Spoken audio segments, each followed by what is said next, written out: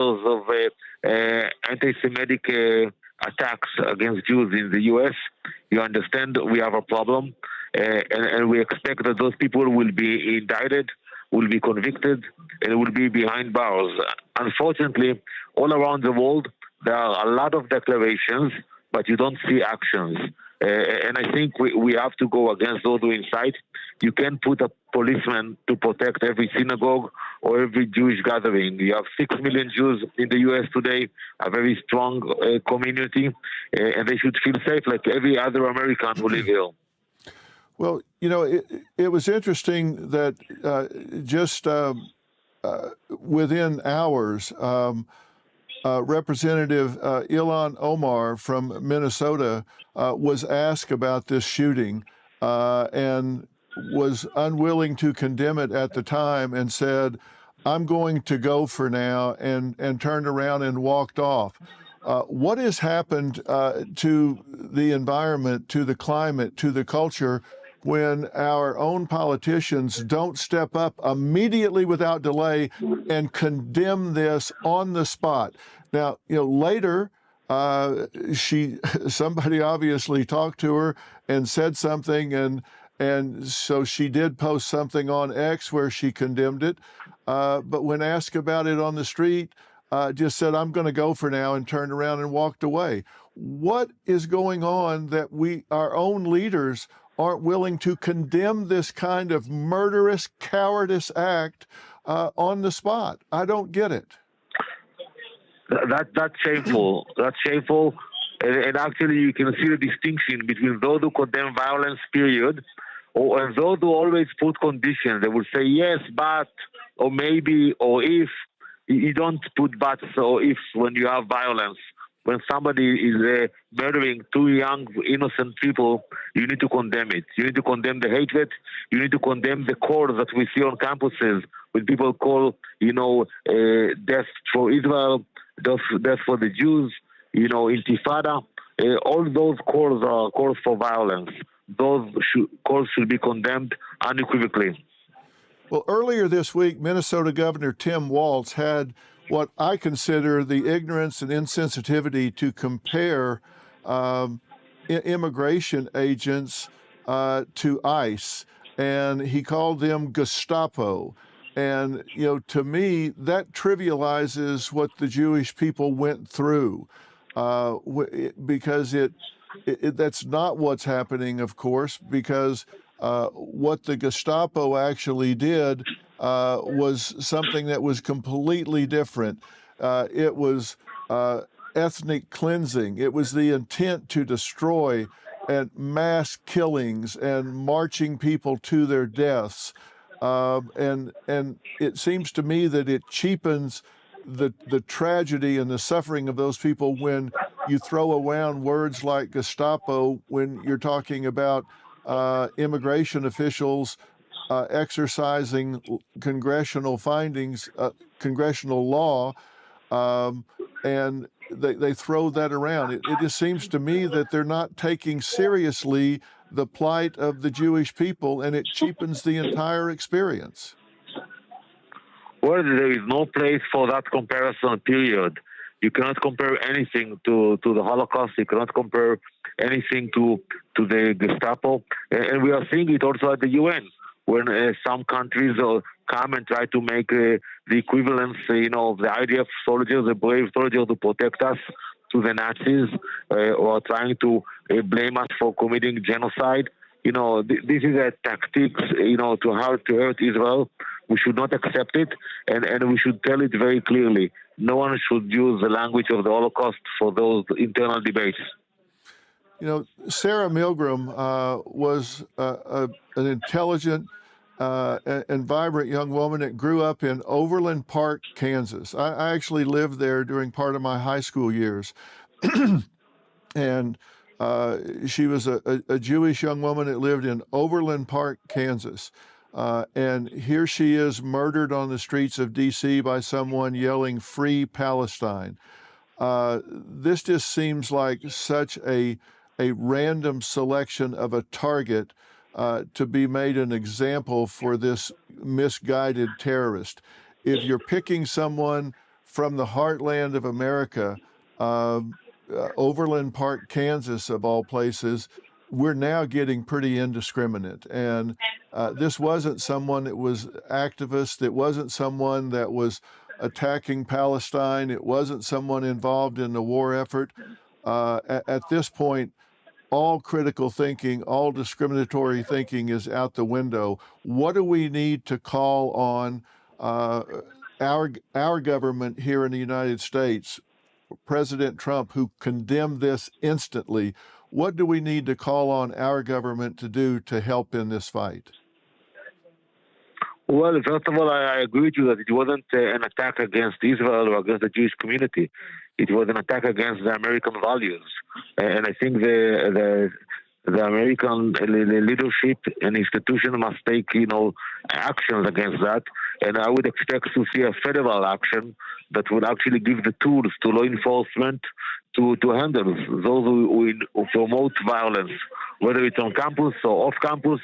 There is no place for violence. There is a free speech, but there is no place for violence. And I think in the last few years, we have seen too many cases that the line was crossed. Well, and this is one of the worst. And having met you, sat with you, and talked to you, you speak with such conviction and clarity about the distinction between free speech and crossing the line into violence, and stand so strong. And I can tell you, as someone that speaks to the heartland in America, that people just simply do not agree with this kind of behavior. It is condemned by the heartland in America, and we are grieving the loss of these young people. And I can tell you the people that I speak for in America stand strong with the state of Israel, and count them among our most valuable friends and allies. And our hearts break with you when this kind of thing happens. So we grieve with you at this terrible time, and I thank you for talking to us and bringing clarity to this situation. Thank you very much. Thank you for your prayers, and thank you for your support. We'll talk again soon, Ambassador, and our hearts are with these families, and we all pray for them to be strong during this difficult time. And I will see you very soon. Thank you, sir. Thank you. So long. Dr. Phil, I want to get some of your thoughts. That was a really eye-opening conversation that you just had. You have been sounding the alarm on this since we initially saw a lot of these protests breaking out on college campuses. What needs to happen at this point, Dr. Phil? Because as you pointed out in your conversation just there, this has gone beyond. This is not just anti-Semitism. This is not just anti-Jew. This is anti-American values. And this is a coordinated effort by terrorists who hate America, who hate Jews, who are pro-Hamas, infiltrating our country. So and you just met with Jewish leaders in New York. Give us some of your thoughts, Dr. Phil, in terms of how you are feeling with this playing out just after some of the conversations you've had, our conversation with you just this week, and seeing what we're dealing with today. There's a memorial growing right now as we speak in Washington, D.C. for these two young people. Their life cut short. There is. And Fanchen, thank you for asking the question in such a pointed and action-oriented sort of way, because look, I'm not Jewish myself. I learn more about the Jewish people every single day that I talk with them, sit with them. I just spent 2 days in New York, and I met with families that have been hostages, and some have had their people returned alive, some not alive. Some still have hostages being held by Hamas. I spoke with the family, the Alexander family, who just had the last living American hostage returned. And look, what's happening here these are not acts of war in holding these hostages. These are war crimes that are being committed, and these people are being tortured. And to see Americans that are rallying for these terrorists, it just absolutely boggles the mind. These are people that are committing these crimes, these war crimes against Americans. And we see what's happening on campuses, and they're inciting people to this kind of violence against Americans, against their countrymen. And I just think there's an absence of critical thinking, and we need to turn down the rhetoric. Look, free speech is free speech. And I understand that people have the right to disagree with one another and to express their opinions.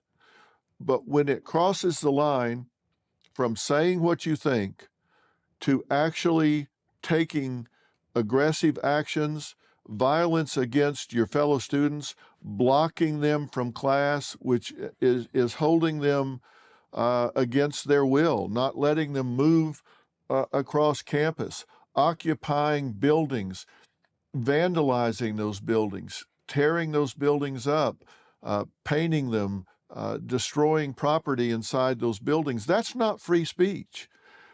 Those are actions, and they're crimes. And if these universities don't remove those students from campus, if they allow them to continue to matriculate and get their degrees, then and they get some misdemeanor ticket that they may show up for, they may not, then if there are no consequences, then there will be no change. We have to stop this rhetoric from continuing to build to where it gets to the point that people do things that you can't take back. And was this person influenced by all of this fiery rhetoric going on? I don't know. I haven't talked to him. I haven't asked him where his ideological underpinnings come from. Maybe what's happening at Columbia and Harvard and UPenn and all had nothing to do with his thinking. I don't know. But I would be very suspect about it. And when he walks up and kills two innocent people on the street, and in his mind, obviously they weren't innocent. But I think anyone that thinks through this critically would have a very hard time implicating these people in even any of the ideological beliefs that those who support Palestine would have. This is a young woman from Overland Park, Kansas. Seriously? Yeah. She deserved to die on the street? I think it is just misguided thinking and murder and cowardice. Well, I'm glad you brought that up, Dr. Phil, about those examples of the radicals on the campus that we've seen this year and last year. Earlier, we had on national security and counterterrorism expert Gerard Fertility, and he said, quote, "We are not seeing consequences for radical American hate and Jewish hate." So my question to you is, you just said when you cross the line and you become what some people are calling this morning, we had another expert on that called this alleged shooter a radical socialist communist who believed in armed resistance. So one of the things our counterterrorism experts said, the money, there's billions of dollars coming from places like Qatar to fund these young people on these college campuses. So like you just said, crossing the line, you get to that point. Give us some insight to crossing the line from holding a sign and cheerfully protesting, walking in order to pushing people, bombing buildings, and then possibly shooting people in cold blood. What does that say to you if you're a young radical in the making, not yet, but then you're getting an influx of all this money from places like Qatar going, hey, I'm going to get paid for my hate to go out and pull this off? How does that work? How can we eliminate that in the U.S.?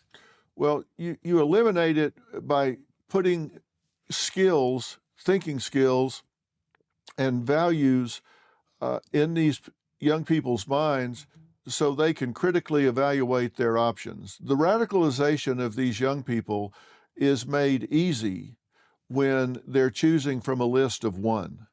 If we don't give them an alternative mindset to consider, then it's very easy to radicalize these young people. You know, I've said it about being parents.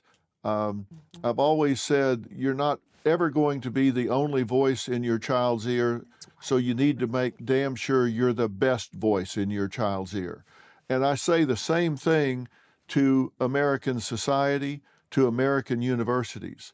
We're not going to be the only voice in these young people's ears. We're not going to be the only thing presented to them. So we need to make sure that we are diligently presenting a compelling alternative to what is being brought on shore from these foreign governments, because they are targeting our young people.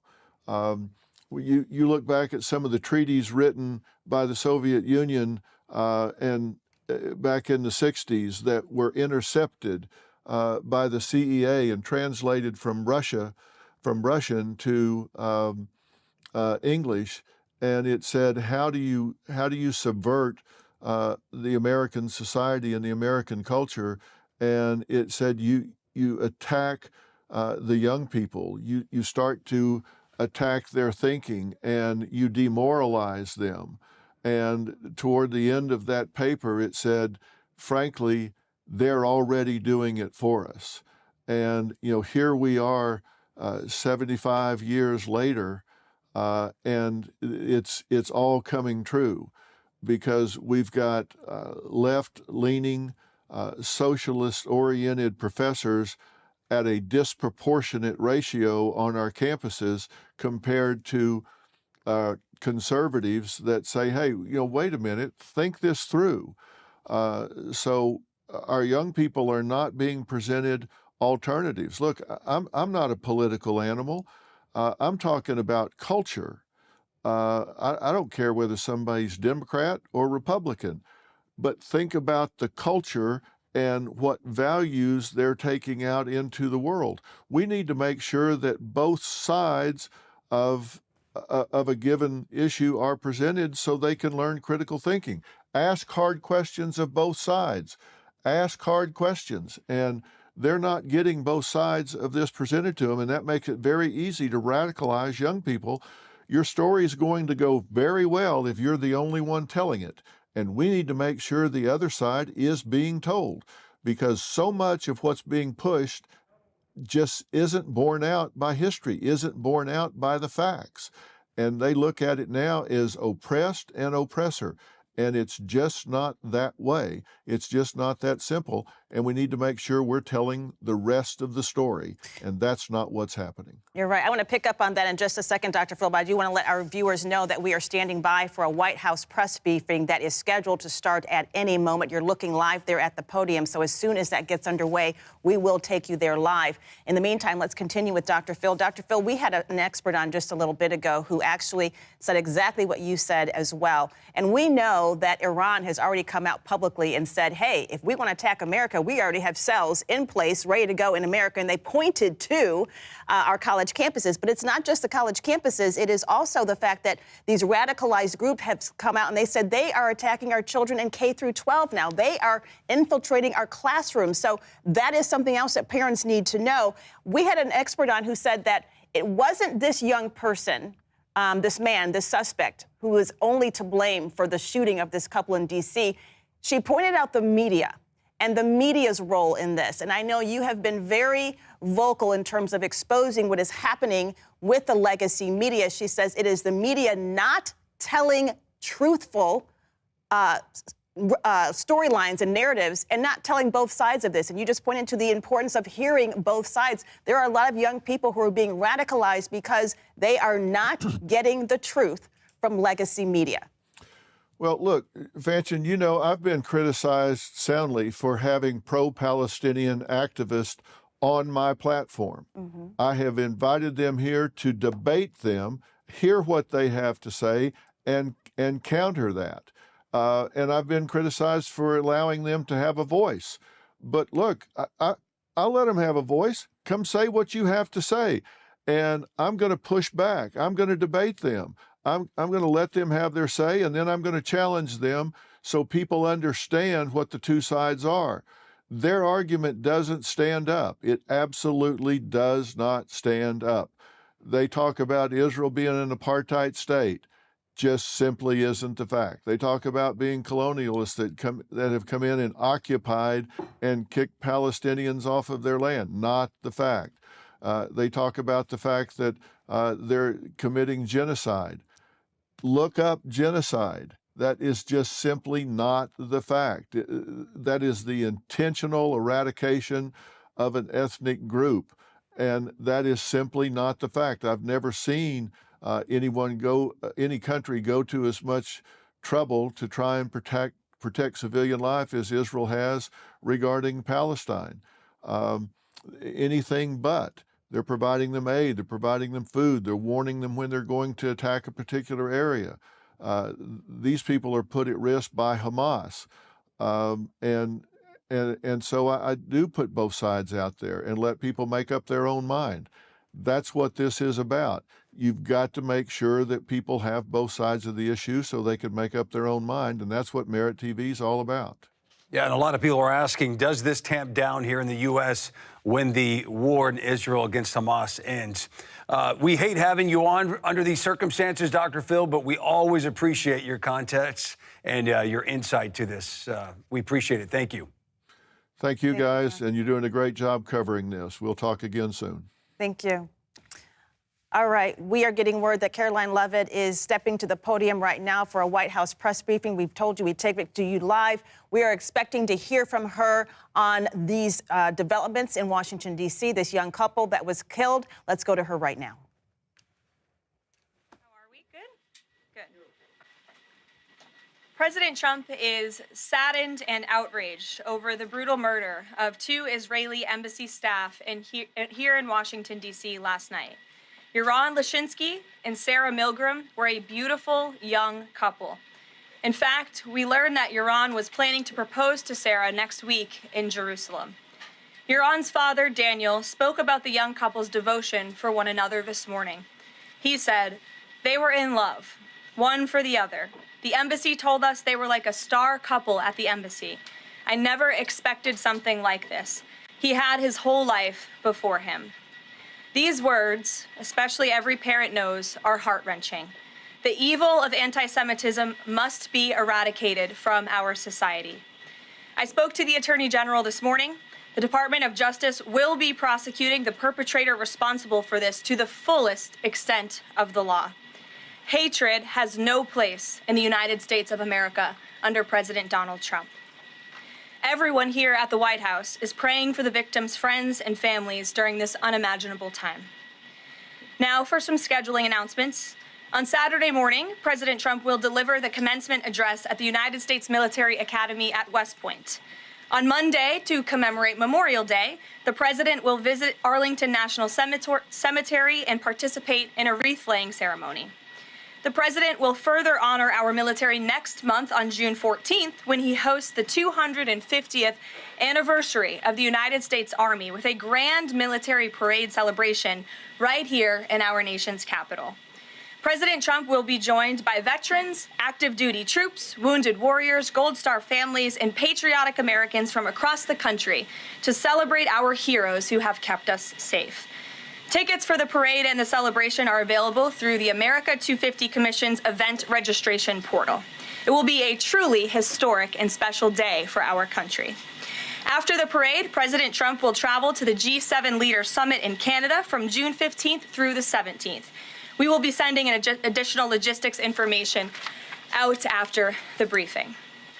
Last night, Republicans in the House passed the One Big Beautiful Bill Act, the most significant piece of legislation in years. There were a lot of good faith negotiations in the Republican conference leading up to the final passage, but as always, President Trump came in at the end to bring all sides together and get this deal done. This One Big Beautiful Bill will implement President Trump's Make America Great Again agenda by delivering the largest tax cut in American history for middle-class families, the working class, and small businesses.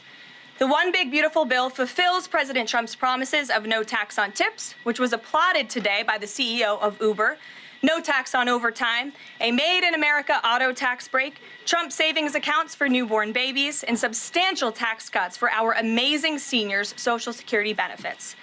The One Big Beautiful Bill will permanently secure the border by delivering the largest border security investment in history, funding at least 1 million annual removals of illegal aliens to carry out the largest deportation campaign ever, finishing the Trump border wall, and giving pay raises and bonuses for our incredible ICE and Border Patrol agents.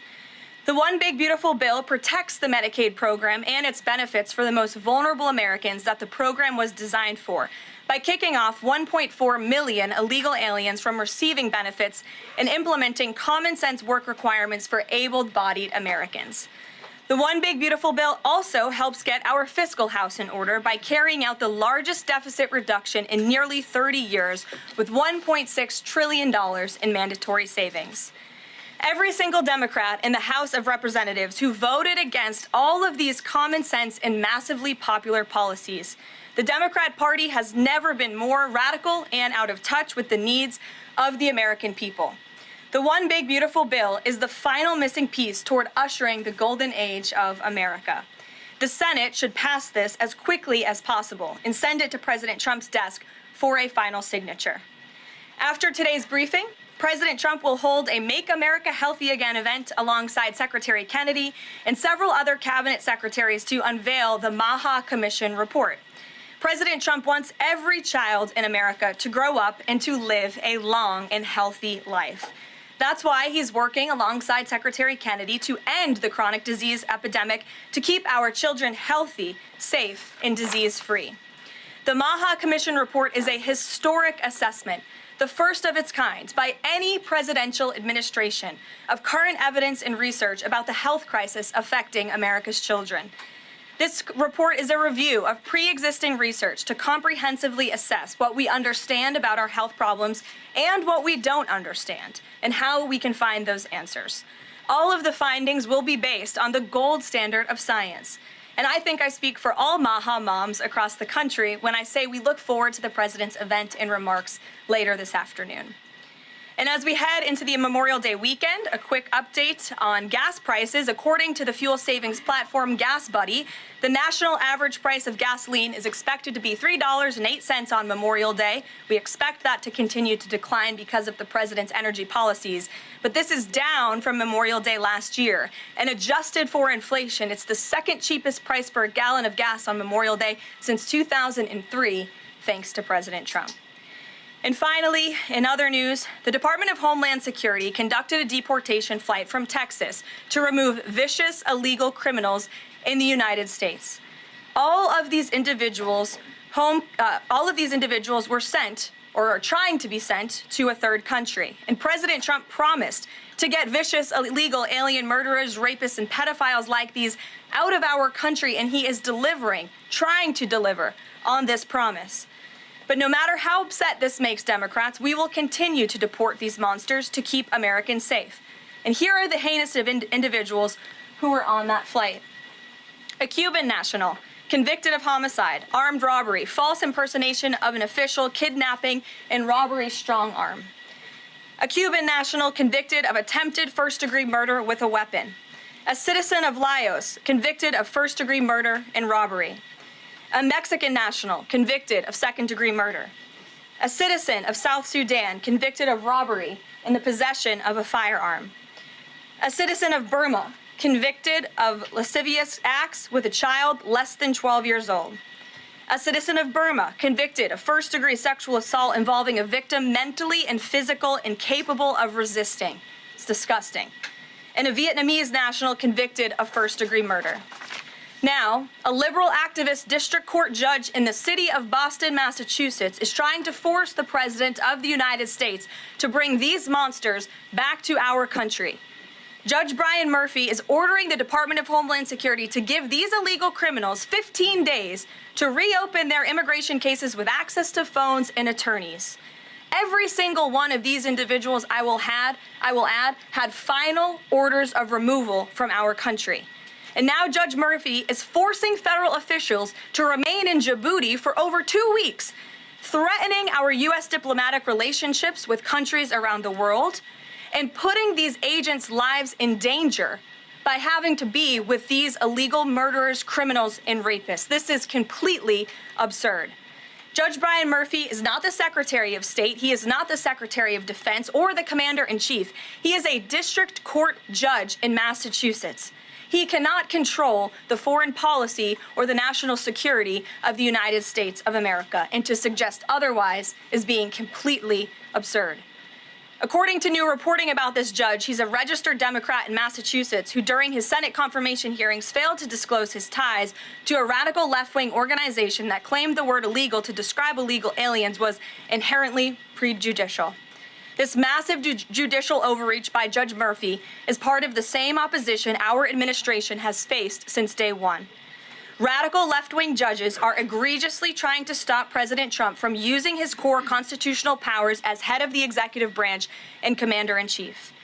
These judicial activists want to unilaterally stop President Trump from deporting foreign terrorists and keeping the American people safe. Nearly 80 million Americans re-elected this president to deport illegal criminals from our homeland, and polling consistently shows that 90% of Americans want illegal alien criminals, especially those with final orders of removal from our country, who have chosen to continue to stay here illegally. Americans want these people sent home. We hope the Supreme Court will continue to rein this in as soon as possible to restore proper constitutional order in our country. We'll take some questions. And here in our new media seat today, we have Jillian Michaels. She's a renowned personal health expert. I know all of you know her. I certainly do, watching fitness videos growing up. And a media powerhouse who continues to expand her reach with her podcast, Keeping It Real. Jillian, I know you're here today for the Make America Healthy Again event. We're proud to welcome you to the White House. Thanks for being in the briefing. Why don't you go ahead? Thank you for having me. As a Maha mom yourself, how do you interpret the significance of this report in terms of delivering measurable health improvements for Americans and their kids, and what specific actions does the administration plan to take in response to it? Sure. Well, thank you for the question. And again, thank you very much for being here. I would like to emphasize, we held a call earlier today with Secretary Kennedy, Secretary Rollins, Administrator Zeldin, and other officials at Health and Human Services to talk about the gravity of this report. When the president took office, he promised to make this country healthy again. And the president signed an executive order directing this commission. And now, less than 100 days later, the commission is delivering this report. It's another promise made and another promise kept. And the report identifies 4 major factors that are contributing to the rise in childhood chronic disease. Again, this is the first time the federal government has really recognized in a single report that we have a problem in our country. Our children are getting sicker, not healthier. This is not just a crisis, a health crisis, but it poses national security implications as well. And this administration is focused on ensuring we understand why. The 4 factors contributing to the report, as you will all hear from the president later, are number 1, poor diet, a robust discussion about ultra-processed food that are dominating our children's diets, environmental chemical exposure, plastics and other chemicals that are unfortunately a part of our daily American life. It talks about the lack of physical activity and chronic stress, and how technology-driven lifestyles are contributing to the decline of our children's physical and mental health. And then lastly, the report touches on the over-medicalization that's taking place in our American society, nowhere else in the world, but just right here in the United States of America. And the report directs the entire administration to understand why these issues are happening and what public policy can the administration implement to ensure that we are fostering a more healthy country for our children. So I'll leave it at that and let the president and his team speak more about this historic report later. But this should be good news for everyone. I don't care what your politics are. We should all agree that we want our children to be healthy and safe, and we want our food supply to be healthy and safe. We have the best farmers and ranchers in the world right here in the United States of America, and we have the best workers in the world. We have the best people in the world, but unfortunately we have a health crisis that's been plaguing us for too long, and this report speaks to the heart of it. You're welcome. Thanks for being here. Garrett, go ahead. Caroline, you guys are very proud of your record on transparency. I have two transparency-related questions for you. Sure. On the president's dinner tonight, will the White House commit to making a list of the attendees public so people can see who's paying for that kind of access to the president? Well, as you know, Garrett, this question has been raised with the president. I have also addressed the dinner tonight. The president is attending it in his personal time. It is not a White House dinner. It's not taking place here at the White House. But certainly I can raise that question and try to get you an answer for it. Okay, and on the Qatari aircraft, the Air Force has said they're going to classify all the information about the work that has to get done to bring it up to snuff to be Air Force One. Previous Air Force One contracts, including the one that the president entered into in 2018, are public. That's available knowledge. Will the White House commit to releasing who's doing that work and the cost of that work? I understand that some elements might be classified about specific systems, but will you commit to releasing that basic information so people can see ultimately what this costs? Well, Garrett, as you know, that's a question for the Department of Defense and the United States Air Force, who is accepting this jet as part of their fleet. Declassify anything he wants. Well, you'll have to ask the Department of Defense and the United States Air Force, who is accepting this jet as part of its fleet. Peter. The president can declassify anything that he wants. Has he looked to see if there are any records here that would contradict what we've been told about Joe Biden's decline? He has not directed anyone, to my knowledge, to look into that, but surely I can ask him if he intends to. I think the president has spoken on this pretty extensively, and I have spoken about it extensively from this podium as well, how it was truly one of the worst political scandals this country has ever seen, that the previous administration covered up the decline in the former president's mental and physical ability. And it's now all coming out, but the American people knew the truth, and that's one of the many reasons why President Trump won the election on November 5th. And President Trump says that he basically thinks unelected Biden staffers concealed his decline so that they could use the levers of power for their own personal gain. Well, look, that's not just the president thinking that, Peter. There's a new book out. I don't know if any of you have heard about it. Again, a little bit too late, because the American people knew the truth on this from the very beginning. And there were reporters in this room, including some from your network, Peter, I'll give you a little bit of credit here, who have said that clearly Joe Biden's staffers were engaging in this cover-up. So this is common sense. This isn't the president making it up. These are facts that are now finally being revealed. Right, and I'm not saying the president's making it up, but he specifically talks about the auto pen. He thinks that staffers were using this auto pen. Mm-hmm. Is there some kind of like a badge that you have to swipe to use an auto pen? Is there a record of that? I can tell you here at this White House, the president signs any document that has legal implications. The president signs every executive order. He signs every proclamation. He signs pretty much every document that is needed for the president's signature, with the exception of maybe some letters to children. From what we have heard and seen, that was not the case in the previous administration, and the president is raising good questions that are worth looking into. And as for Maha, I'm going to take a sip of water, if that's okay with you guys. Go ahead. Thanks, Caroline. Back to the presidential gala tonight. Did anyone in the White House or in the White House counsel's office advise the president against holding this sweepstakes, whereby people who spent the most money on his Trump coin would then have access to the president at this dinner? Again, the president has been asked about this. He has addressed this. I have also stated previously from this podium that the president is abiding by all conflict of interest laws that are applicable to the president. And I think everybody, the American public, believe it's absurd for anyone to insinuate that this president is profiting off of the presidency. This president was incredibly successful before giving it all up to serve our country publicly. And not only has he lost wealth, but he also almost lost his life. He has sacrificed a lot to be here, and to suggest otherwise is frankly completely absurd. Does the White House Libby, have go any ahead. concerns? Round of nuclear talks between Iran and the U.S. is going to take place on Friday in Rome. What is the president anticipating ahead of that? And if a deal doesn't come from that meeting, is he going to walk away? Well, I'm glad you brought up Iran, because I do have an update. The president spoke to Prime Minister Benjamin Netanyahu today. They had a productive discussion. They discussed many things, including, of course, the tragic shooting that took place here in Washington, D.C. last night. But they also did talk about a potential deal with Iran, which the president believes is moving along in the right direction. And as the president told me, and he's told all of you, this deal with Iran could end in two ways. It could end in a very positive diplomatic solution, or it could end in a very negative situation for Iran. So that's why these talks are taking place later this week. Yamish, good to see you. Hi, good. Thanks for taking the question. Sure. The president showed a video that he said showed more than 1,000 burial sites of white South Africans that he said were murdered. We know that that was not true and that the video wasn't showing that. So I wonder, why did the president choose to show that? What's not true, Yamish? It's not true that the video was showing a burial site. It is unsubstantiated that that's the case. No, it is true that that video showed the crosses that represent. Which is what the president claimed.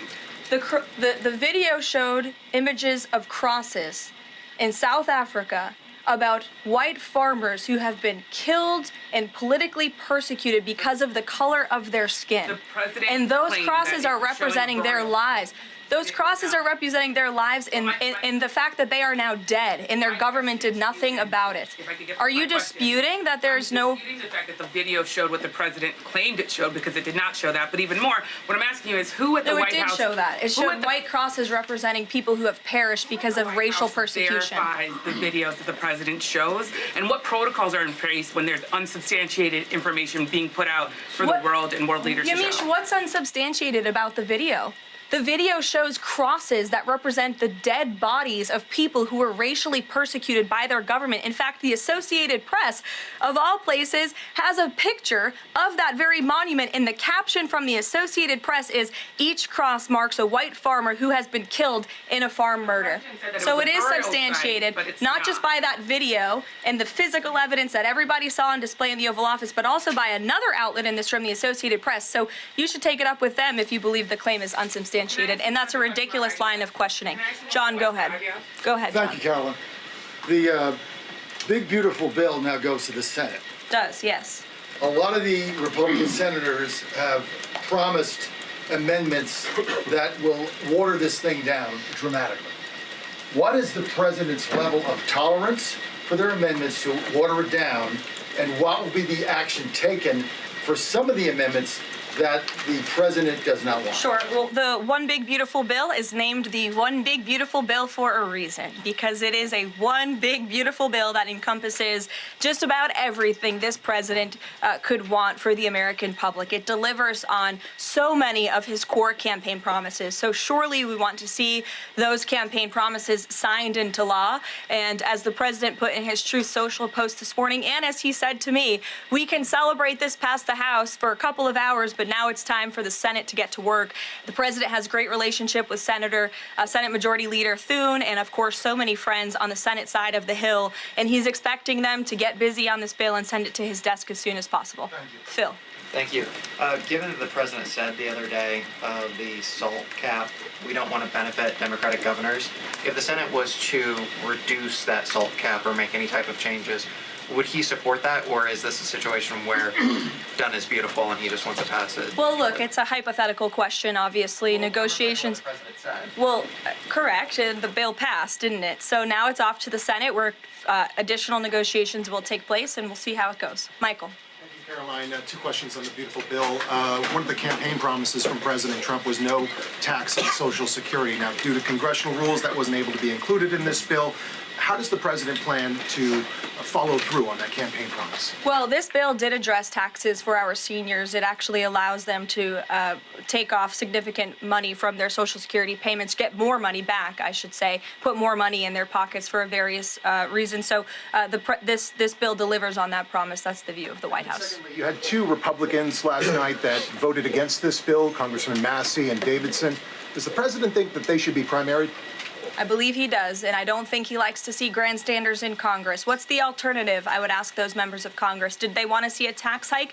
Did they want to see our country go bankrupt? That's the alternative by them trying to vote no. And the president believes the Republican Party needs to be unified, and the vast majority of Republicans clearly are and are listening to the president. They are trusting in President Trump, as they should, because there's a reason he's sitting in this Oval Office. It's because he's the unequivocal leader of the Republican Party. Not just a president for Republicans, but all Americans. The president's approval rating is at an all-time high right now. And it's because he knows how to deliver, and Republicans like Thomas Massey and others should take note. Stephen. Thank you, Caroline. Building on the question about Social Security, the bill includes the president's promises to address taxes on tips and overtime. Could you say his feelings about the income cap Is he satisfied where that landed? And also on a different matter, can you comment on the investigation that the Justice Department has into Andrew Cuomo?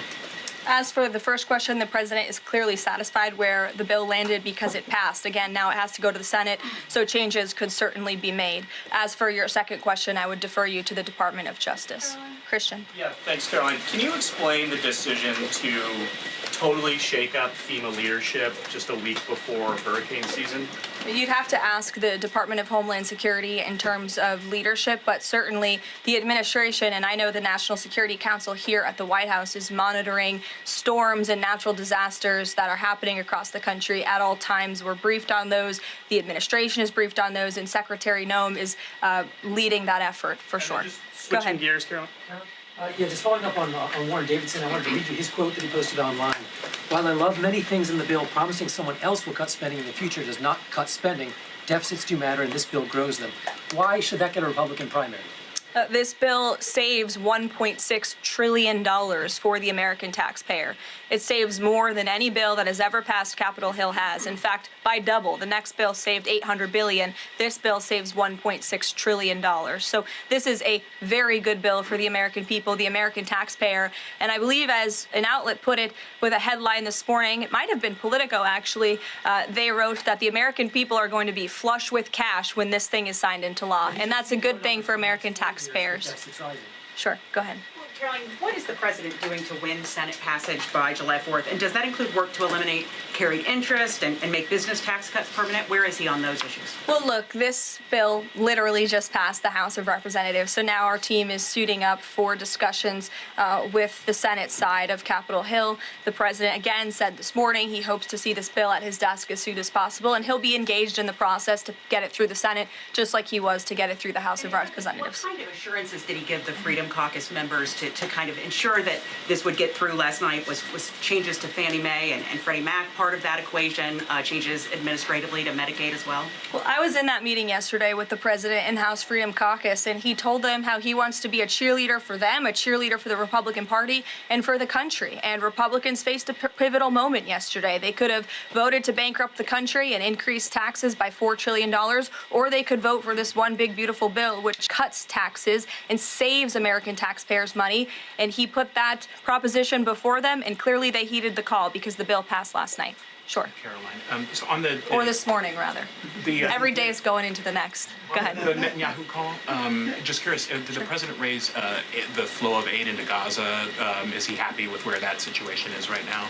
Not to my knowledge, but I can certainly go back and check. And then, did you have any reaction to the Supreme Court's ruling about the religious charter school today, as well as Justice Coney Barrett's decision to recuse herself? We'll get you an answer on that case specifically. Sure. You mentioned the president has a good relationship with Leader Thune. Has he talked to him specifically about the plan to get this through the Senate? Does he plan, or is he going to reach out to Republicans who have voiced concerns? Not to my knowledge has he spoken to Leader Thune this morning.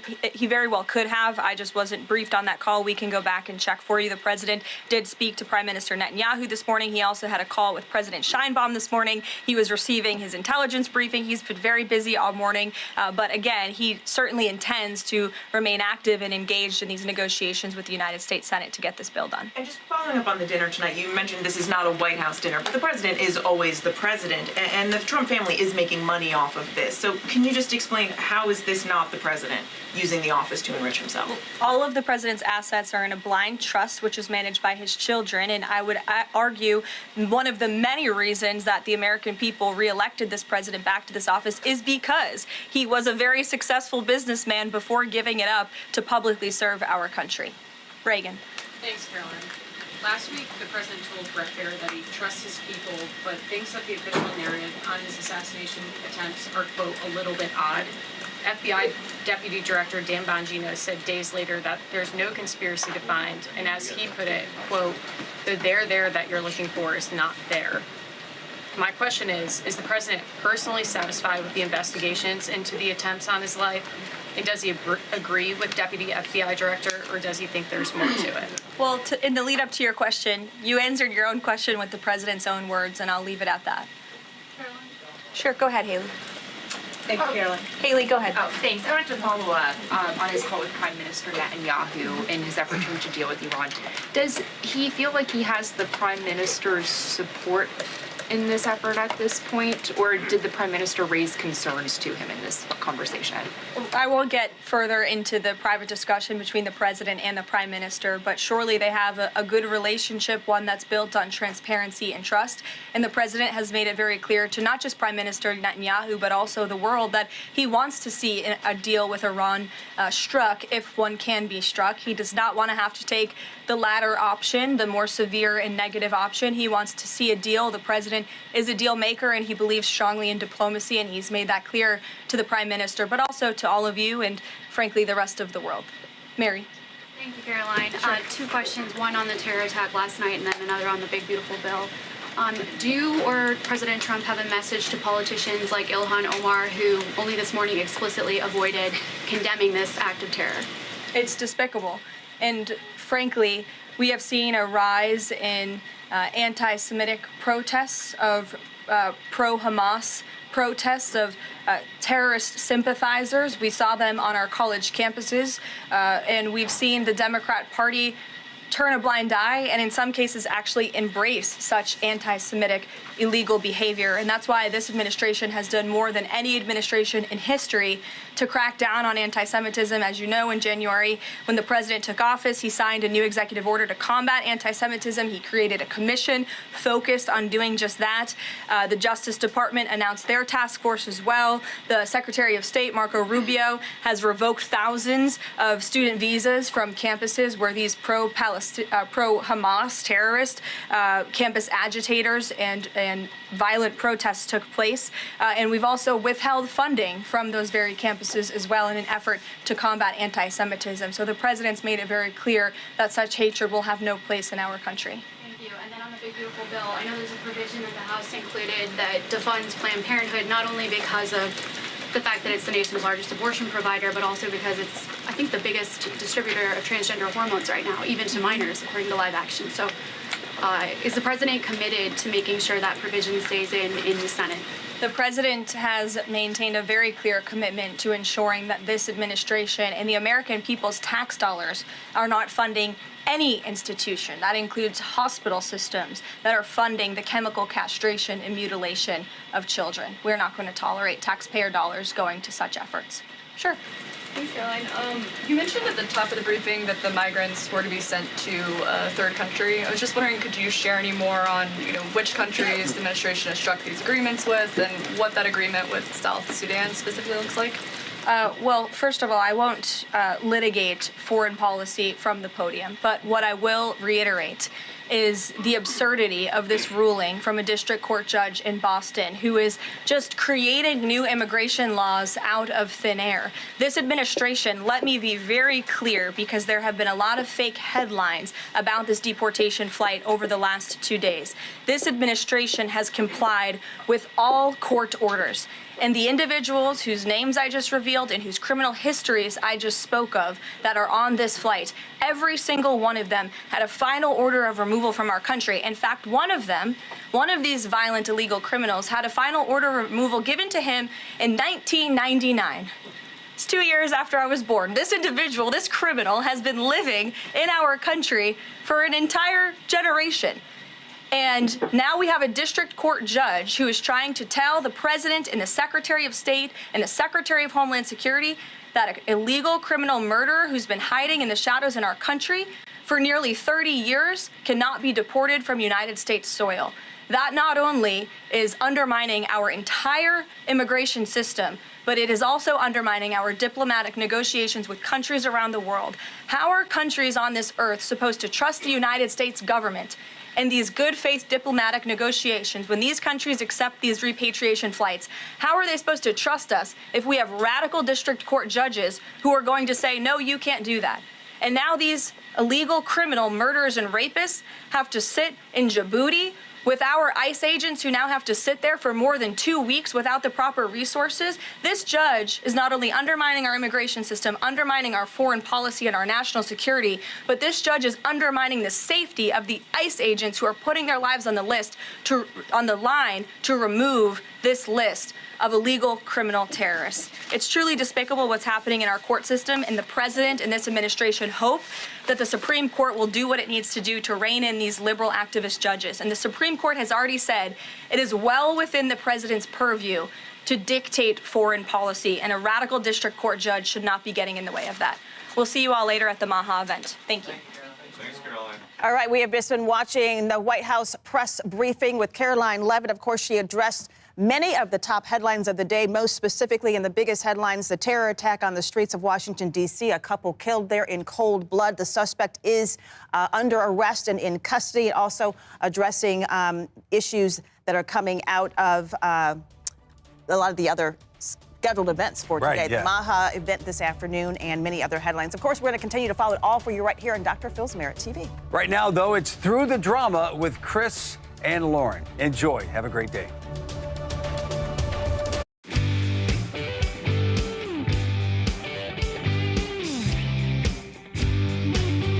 Welcome to Through the Drama. Chris Harrison and Lauren Zima with you on this Thursday.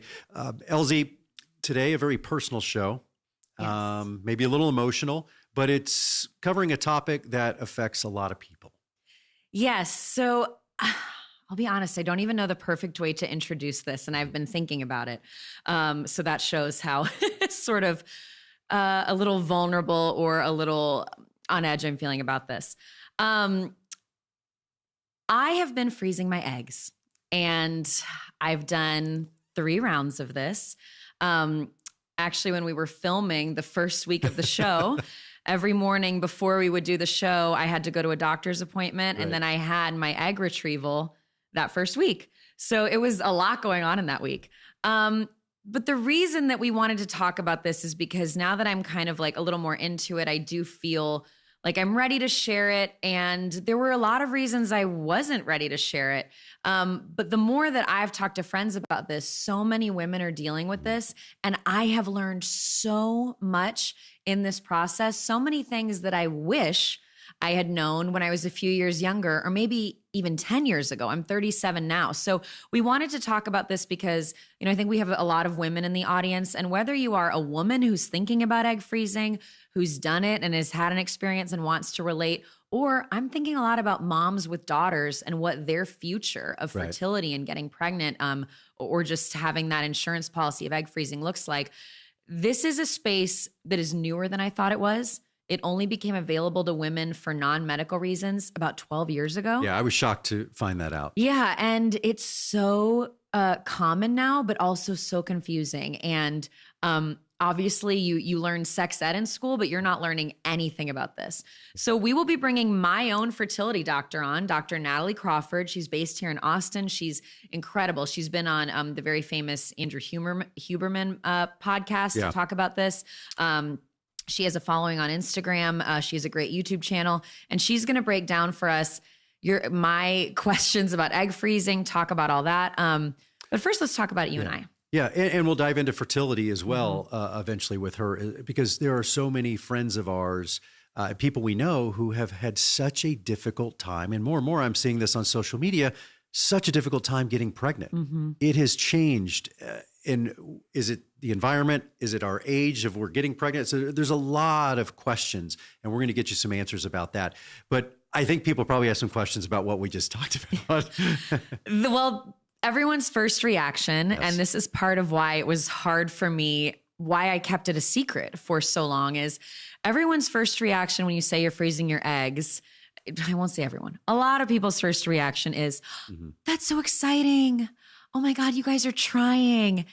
And then as a woman, I'm backed into this corner of having to explain, well, no, I'm not really sure that I want kids. In fact, I don't think I want children, which can be a very volatile thing to say to other women, especially women who have kids. And I know that, probably nobody means this from a malintent place, and it's hard to always say the right thing. I understand that. And also, I respect motherhood more than, I mean, my mom is my hero. I think being a parent is the hardest job in the world.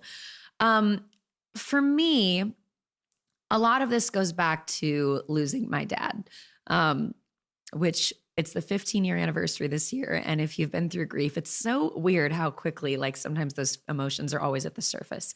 But when my dad died, my family was shattered. And I really had to help my mom with honestly kind of raising my siblings a lot. My brother was only 14. So I sort of became her other voice in a lot of things. And that is a great honor of my life. And sometimes I wish I'd done better with it. But that was a lot of parenting at a young age. And I really sort of view my siblings a little bit differently, to be honest. Like you sometimes are, we're really close. We talk all the time, but we didn't have a normal upbringing. And now I have Josh and Taylor from You in My Life. Right. We started dating when they were teenagers and I love them. I would do anything for them. I would die for them. And so, I have parenting there. So I don't feel this like need. And I don't know that I ever felt that need. I wasn't really the person who like was always dreaming about being a mom when I grew up. But now, I'm 37 and people start to say, well, it's now or never. And it gets really scary because that biological clock is ticking. Yeah. So I came to you and said, what do you remember me saying? But no, when you broach the subject, and I do want to discuss this a little bit, not that it's ever about the man or me, but people have wondered how I felt about this. Yes. And the first question is, oh, you guys are trying. And then when I say we're not, the second question is, oh, so how did Chris react? Right. And I guess I didn't see any negative to it at all. I was only supportive. I feel like I totally get where you were coming from. I understand. And again, maybe it was just the communication between the two of us and we communicate very well. And I think that's very important if you are taking this step. But I thought, this is your life. This is your right. This is your body. It's I'm only going to support you in this. And I have, and we've gone through it a few times and we'll talk about why we've gone through it a few times. But I've talked to other men who aren't as supportive and don't understand this. And I think it's a very selfish, self-righteous position to think you know better or want better than what your spouse would want. And I want to say thank you because you really have been, totally by my side through this, doing the shots with me, fully embraced and supported me in doing it. And we do know other couples where that's not the case. And for me, it was honestly, and this does take a little bit of the emotion out of it, but I just thought, we have an insurance policy for everything. Right. Why do I not have an insurance policy on something that has a timestamp? I only have so many years to say, wait, do I want to fully close the door on this? And it does go back a little bit to the grief thing of, I have been through an experience that completely changed my life and my perspective forever. And I didn't want to say, no, I know exactly how I might feel in 10 years. This is really a deep part of it, but we talked about, God forbid, but we planned for death. What if something happened to you? What if I was alone or what if I met someone else and that person wanted to have children and I changed my mind? Which is all I would want. If I'm gone, I just want you to be happy. Thank you. So that was a lot. It's a lot to unpack. Yes. But we wanted to unpack that before we bring in Lauren's doctor, our expert, coming up after the break, because I know a lot of people are going through this and you might have a lot of questions, and we wanted to sit down and kind of take you through this personal journey and talk to Lauren's doctor. And we will do that and answer a lot of your questions right after this. Where have we been? What have we been doing? There's been a lot of drama, but in a good way. And now we are bringing that drama to you. With our new show, Through the Drama with Chris and Lauren. That's a big question mark for me. Not a great look. That's petty. In all seriousness, no. That's a no. Women statistically need to get out more words in a day than men do. We got a lot of drama to get through. Through the Drama with Chris and Lauren. Weekdays at 12:30 on Dr. Phil's Merit TV. Prices are going up everywhere. Did you know that the costs associated with auto repairs cost Americans on average $7,500? And let's face it, when it comes to those costs, it's not if you'll need repairs, it's when. Now more than ever, you can't afford to be driving without Ox Car Care. Because with A+ rated Ox, you don't pay for repairs on your car, truck, or SUV. Ox pays. As a certified mechanic, I've never seen labor and part costs so high. Driving without an auto protection plan is simply not an option. Ox Car Care paid for the tow truck, paid for my rental car, then paid for the repair. It's the best investment I've ever made. With Ox, I can take my car to my dealership just like I always have, and they'll take care of everything. Call the number on your screen right now for a free quote. There's no obligation to find out how low your monthly payments can be. Our Ox Car Care family of customer service reps, coverage specialists, and claims adjusters are all under one roof right here in the U.S. to ensure you always get top quality service from a caring company that stands behind everything we do. They simplified things. They listened to me. I felt like I was in good hands. I've tried other auto warranty companies, and they just pass you from phone number to phone number just to file a claim. Now with Ox, it's just one phone call, one company, and they handle everything. Call Ox now and let them pay for your auto repairs. Act now, and Ox will even include free oil changes, free tire rotation, and free roadside assistance. If you wait until a repair is needed, it's too late. Get Ox Car Care so you can drive worry-free. Just call Ox Car Care now with your make and model and get a free, no-obligation instant quote. But don't wait, or it'll be too late. You need coverage before a repair is needed. Call Ox Car Care right now.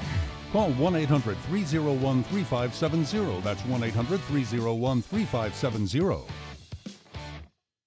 Hi, Grandma. I played baseball today. Oh, that's great. What position did you play? First base. That's what Grandpa used to play. When our hearing wouldn't allow us to use a regular phone, it made us feel isolated. It became difficult to communicate with our friends and family. Clear Captions was an easy solution for us. Clear Captions provides captions on a phone like captioning on your TV, so you can see what the caller is saying live as they say it. Making it easy to understand and respond immediately. There is no insurance or Medicare required. Clear Captions service is provided at no cost to you through a federally funded program. We deliver, install, and train you on how to use your phone, all at no cost to you. Give your loved ones the independence and connection they deserve. Call now to see if you qualify to get a Clear Captions phone at no cost to you. Call 1-800-401-2141. That's 1-800-401-2141. Welcome to Goldfish Casino Slots.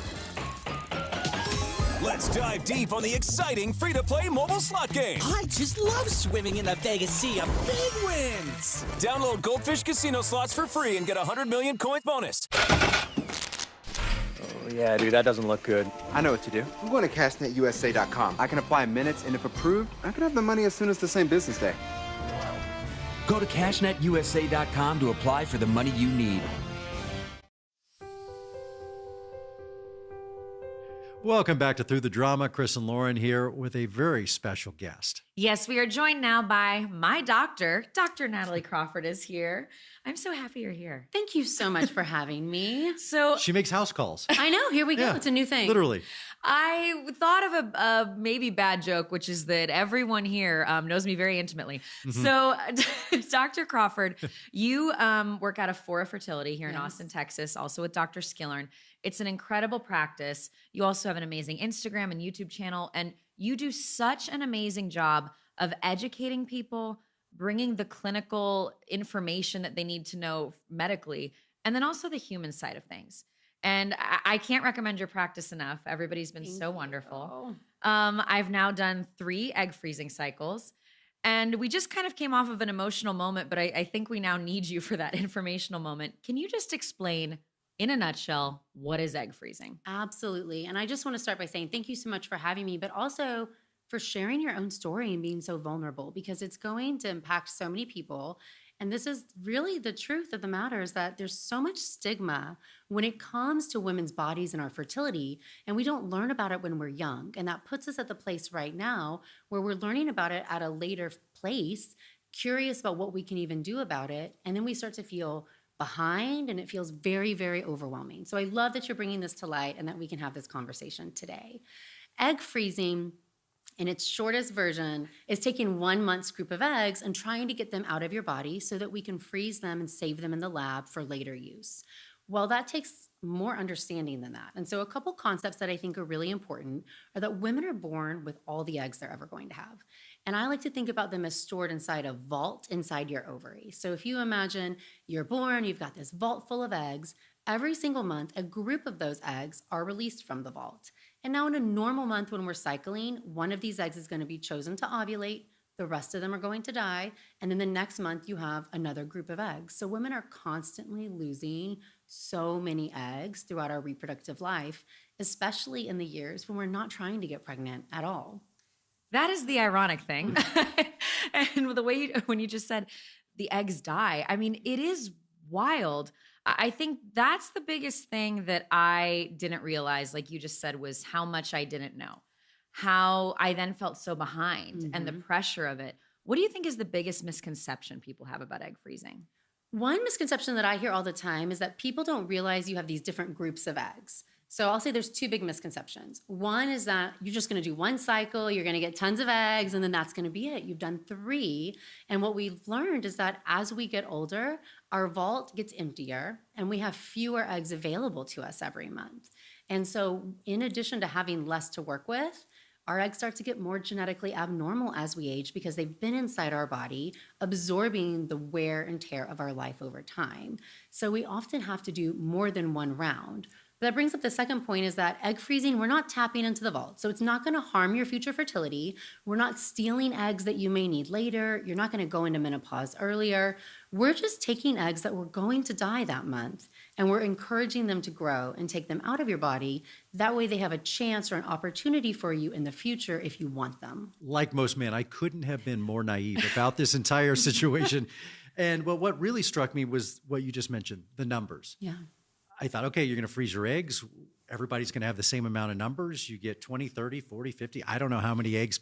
And that's what struck me is that it's a very different number for every woman that comes in your clinic.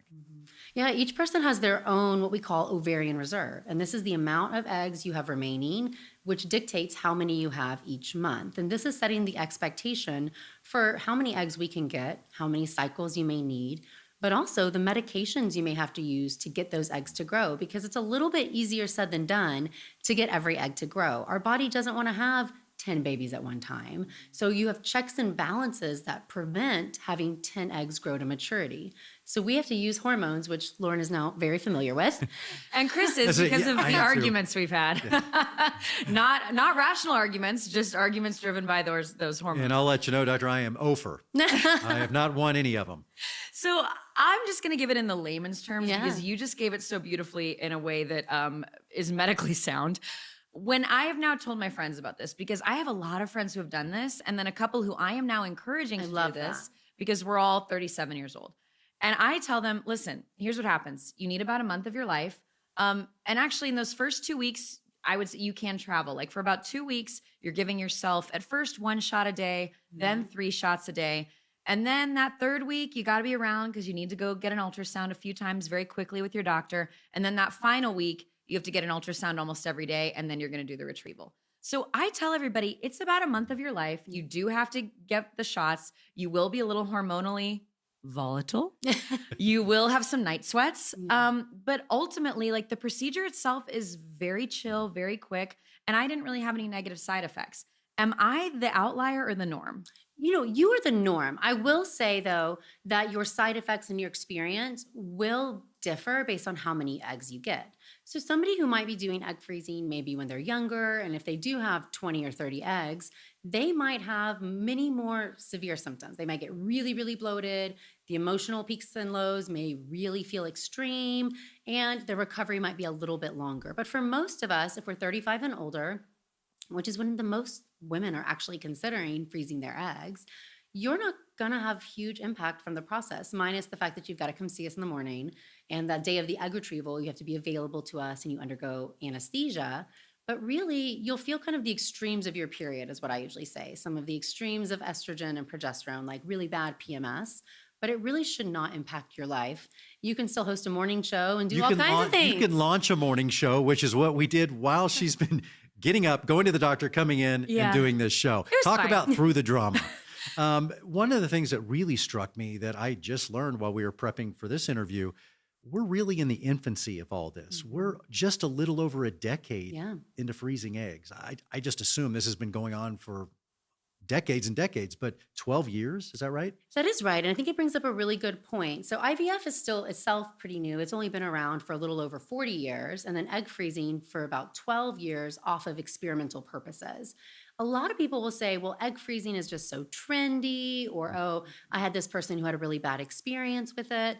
And when I first entered this field, egg freezing was brand new over a decade ago. And what we saw then is that eggs didn't survive the freeze thaw very well. And that's why it was still experimental. Only about 40% of eggs survived. So could you imagine going through this and then me saying, well, only 40% of them are even going to survive the freeze thaw or have a chance at the next part of the process? Well, as technology has improved, so has access. So eggs survive now 90 to 95% of the time. I remember when I first came to you, I said, well, I regret not doing this 10 years ago. And you said, well, actually, if you'd done it 10 years ago, you would have had way less eggs to make it through. So thank you. That made me feel a little better. But I do want to talk about the numbers that scared me. So I'm 37. Yep. And I would say the only regret I have about this whole process, it's been way easier than I thought. It's been, it's really given me peace of mind. But I just wish I'd done it a few years sooner, because I didn't realize age. I thought, okay, I know your eggs. I actually knew your eggs decrease in quantity as you get older. I didn't know the quality. They're more likely to be chromosomally abnormal. Right. And these drops at 35, huge drop. After I think 37, huge drop. 37's the biggest. So okay, so I snuck it in. Well, I tell you what, a good setup and a good tease. We're going to take a break. When we come back, what are the numbers? What is that drop at 37? But if you're over 37, is there still hope? And economically, what does this mean? Freezing your eggs. What's it going to cost you? We'll find out when we come back. You know, if you're stressed, you could be blessed, especially regarding money. I'm Dr. Phil with the Mental Health Moment, Personal Finance Edition, brought to you by Preserve Gold, the only precious metal company I trust and recommend. Face financial uncertainty by shifting your mindset and change stressing into a blessing. If you're stressed about supporting your family, take a minute and think about how blessed you are to have children to support. In the U.S., about 9% of men and 11% of women have experienced fertility problems. They would pay any price to have children. If watching the stock market keeps you up, count the blessings that you have money to invest. Nearly half of Americans do not have any investment assets at all. No matter the stress, you can always find a blessing in disguise. And that's your mental health moment, brought to you by Preserve Gold. What's gold is new again, pardon the pun. But considering gold has been used as currency since around 550 BCE, it has been on fire the past year. I'm here with Daniel Boston, the founder of Preserve Gold. Why is gold so stable and such a good investment for many people? Take the central bank, for example, the Federal Reserve. They print money out of thin air, and then they take that printed money to go buy hard assets like gold to protect themselves against the very risks that they're creating. So I always tell people, don't do what the big players are telling you to do. Do what they're doing themselves. Yeah, watch what they're doing. That's correct. Okay. If people are interested in investing with Preserve Gold, how do they get started? You can give us a call at our toll-free number, 844-407-6375. You can text Phil to 50505, or you can check out our website, www.drphilgold.com. All right. No way you can miss it. 1 in 3 U.S. consumers have been a victim of identity theft, even when they did all the right things to protect their personal information. I did everything right, but an institution that had my data didn't, and now my identity's been stolen. Banks, hospitals, employers, and other institutions all have your personal information too. And when they're exposed, careful monitoring of your accounts and credit won't be enough. I change my passwords all the time. I shred my documents. I thought I was bulletproof, honestly. I was on the hook for a $75,000 loan I didn't take out. The information thieves need to steal your identity is already in the hands of others, and it only takes one vulnerability in one place to put your identity at risk. Let me make this very, very clear. You could do nothing wrong, be perfect about all of your security, and still be a victim of identity theft. Tens of thousands of my hard-earned money gone. The stakes are high, and even if you take steps to protect your personal information, you're not the only one who has it. LifeLock monitors hundreds of millions of data points every second, alerting you to the widest volume of threats others could miss, far beyond what you could possibly monitor on your own. Like someone trying to use your social security number to open a loan, purchase a home in your name, or even take over your investment accounts. The alerts I get from LifeLock are super simple. Was this you? Yes or no? And if you become a victim, a dedicated U.S.-based restoration specialist will fix it, guaranteed.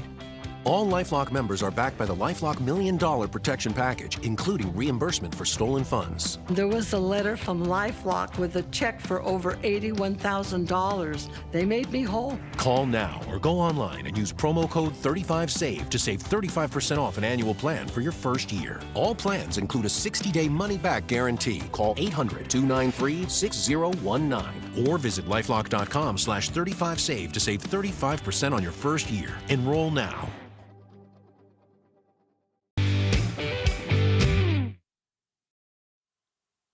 Welcome back to Through the Drama. Chris and Lauren, we continue our discussion with Dr. Crawford about freezing eggs. Right before the break, Doctor, you talked about that magic number, 37. Before, obviously, the better. What about at 37 or after?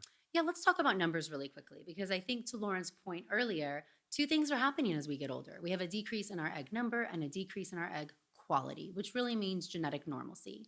So number one is, when is the best age to freeze your eggs? Studies would tell us it's about age 32 to 33 if you're not looking to get married or have kids anytime soon. But of course, many of us maybe didn't know about it, and hopefully this conversation will enlighten that. The reason why that's a good time is at that age, about 60% of your eggs are genetically normal. Still, it's not 100%. It's still a pretty low number. That's like a D. We're not going to think about grades anymore as we go through these numbers. But at age 35, that is the number that most of us think in our head a little bit about advanced maternal age or geriatric pregnancies. At age 35, it's about 50-50. And that's why it's about even chance that you're going to have a normal or an abnormal egg. Well, at 38, the number is 30%. So you've had a huge drop now from 50% to 30%, where from age 32 to 35, it was only a minimal drop. At age 40, we're going to see it drop again, be closer to about 20%. At age 42, 10 to 15%. So we think about that's just having it be genetically normal. Okay. And there's this huge funnel that happens the entire time, because not every egg you get will survive the freeze thaw, will fertilize, will become an embryo, or will be genetically normal. And then a genetically normal embryo has about a 65 to 70% chance of turning into a baby. So when we run this math equation, we're really looking to get enough eggs to have 2 or 3 genetically normal embryos if everything goes perfectly along the way. I'm going to say the number you told me, which is that at age 37, if I ever wanted to have one baby, I needed at least 20 eggs. That's the number we're looking for at 37. Yeah. And you were shocked. I was shocked by that because, but yeah, like you said, all the process, all the steps the egg has to go through. And I have done this 3 times now, and I've hit that 20 egg mark, but it took 3 times. Yeah. And like I said, the only thing I wish I'd done, because I am looking at it as this insurance policy, right, is I wish I'd done it when I was younger. Although I know you don't like that term. That's okay. We can reframe, right? Because I think a lot of people will say, oh, I'm going to freeze my eggs. It will be an insurance policy on my fertility. And I always like to say, let's view it as an investment instead, because an insurance policy is 100% going to pay off. But an investment depends on the future, which we don't know yet. So the ROI on this investment, we can control as much as we can, but who knows what the stock market will be doing, right? A good way of phrasing this. Okay. Investment costs money. You have to cost invest. money. So what does this cost as families are sitting out there trying to make this tough decision? It's a really good question. I think it's important. I want to note that I love that he doesn't know. We have paid for this. No, I But do. maybe that shows how much he trust me, to make financial decisions. It's an investment in your future. I did know. We're blessed and privileged that I was able to afford it. So yes. I will say it is going to vary a little bit based on what we call your protocol or the medications you're going to need, because medication expense is part of this. Okay. But let's say on average, it's usually going to cost somewhere between about $10,000 to $16,000 each time that you're going to freeze your eggs. And it can cost even more depending on what you're doing. Well, that obviously is balanced by the fact that when you're younger, you might get more eggs, but it's harder to have an additional $15,000 to go spend on this. And when you're older, it's going to be, well, maybe you have more resources, but you're going to have to do more cycles to get that same outcome based on how the math works. That's a huge part of why I keep thinking, God, if only I'd done this at like 31, I probably would have only had to do one cycle. It would have been more inexpensive. My eggs would have been higher quality. There's so many factors.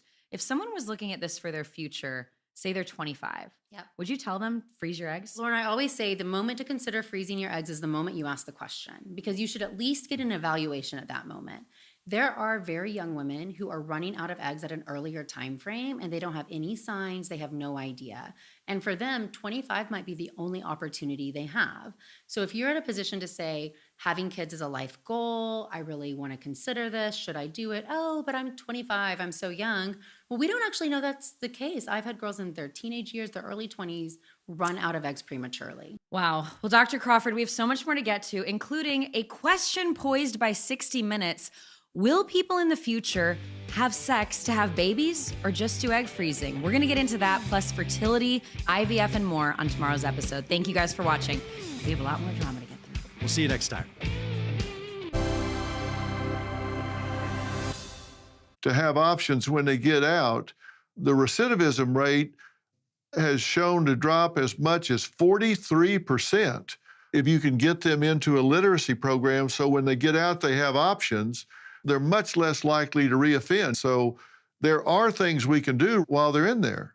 No, well said, well said. And you know, that is not being soft on crime. That is not rewarding criminal behavior. That is investing in public safety.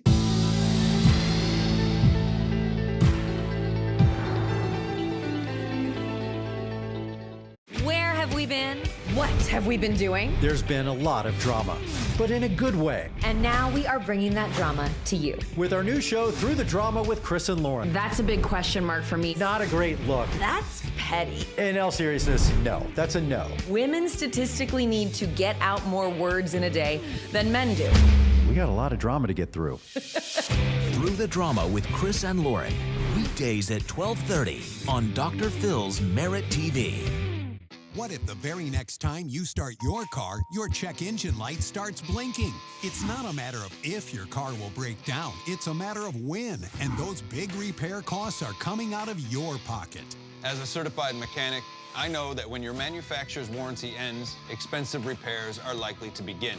That's bad news, because I've seen the average cost of auto repairs skyrocket up to $7,500.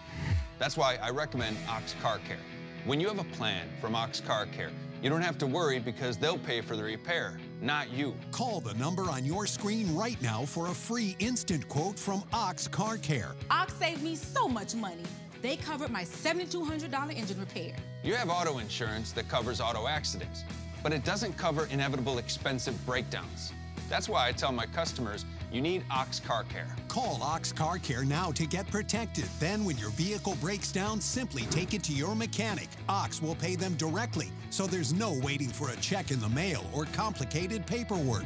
Call Ox now, and your plan could include free oil changes, free tire rotation, free roadside assistance, towing, and even rental cars during your repair. With Ox, it's just one phone call, one company, and they handle everything. My car broke down, and Ox paid for the tow truck and the $4,200 transmission replacement. As a mechanic, I've seen other companies with middlemen giving customers the runaround.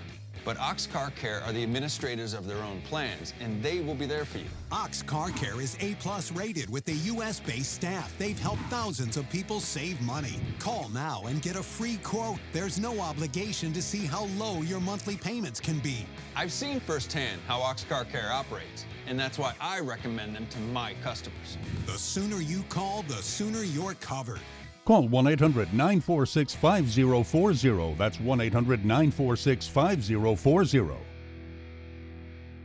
The bathroom of your dreams is only a phone call away with BCI Bath and Shower. We can make your ordinary bath and shower extraordinary. This is not a cookie-cutter design. This is a complete custom build that will fit your every need, and discounts for seniors and military.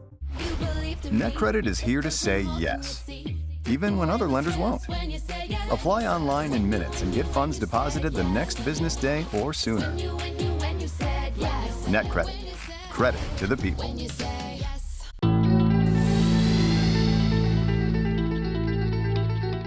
You've been criticized soundly in the media for working with ICE in New York City. And New York City is a sanctuary city. Is there a conflict between maintaining sanctuary guidelines and working with ICE to get dangerous criminals off the street? Or is there a conflict there, or is there not? No, there is not a conflict.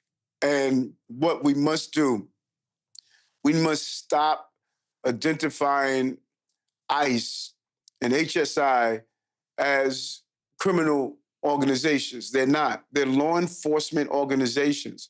And we must get that clear, because the men and women who are carrying out the duties of dealing with immigration enforcement, they are sworn to do their job. And I think over the last few years, we have identified the organization as a illegal or criminal organization, which in fact is not. And I've made it clear as mayor, we're going to align with our federal authorities to go after those who are creating harm to innocent New Yorkers and innocent Americans. And it doesn't matter really if you're documented or undocumented. That mission remains clear. But particularly if you are undocumented, you are violating your right to be here in this country. And I feel strongly that after you are convicted and serve your time, you should be deported from this country. Our city laws does not allow our governmental agencies to collaborate around only civil enforcement, but we are permitted to do criminal enforcement, and we have done that with ICE. Even when you saw a few weeks ago when we took down 27 dangerous gang members who were involved in sex trafficking. They were involved in guns and robberies and crimes and very dangerous acts. And they were even preying on other immigrants. And so when you hear people state that we should not collaborate with our federal partners to go after dangerous people, I don't subscribe to that. And I would never allow our law enforcement officers to not associate themselves with working with our federal partners. Well, now, let me see if I understand this right. Your sanctuary guidelines are to provide shelter and support for those that don't have it, correct? It doesn't have anything to do with immigrants, legal or otherwise. I mean, aren't the sanctuary guidelines, and correct me if I'm wrong here, I don't want to get out ahead of myself, but don't the sanctuary guidelines have to do with providing sanctuary for those that don't have it? That is so important what you just stated, because sometimes it gets conflated to our right to shelter and sanctuary city designation. So first, we need to be very clear. There is no sanctuary city law. There's not a law that says sanctuary city. It is a concept that states if you don't allow people, regardless of their immigration status, to receive services from a city, then you are going to create chaos in that city. And what does that look like? If I have, as we saw during the migrants and asylum seeker crises, I had 40,000 children that came into my city. I didn't control them coming across the border, but they came into the city.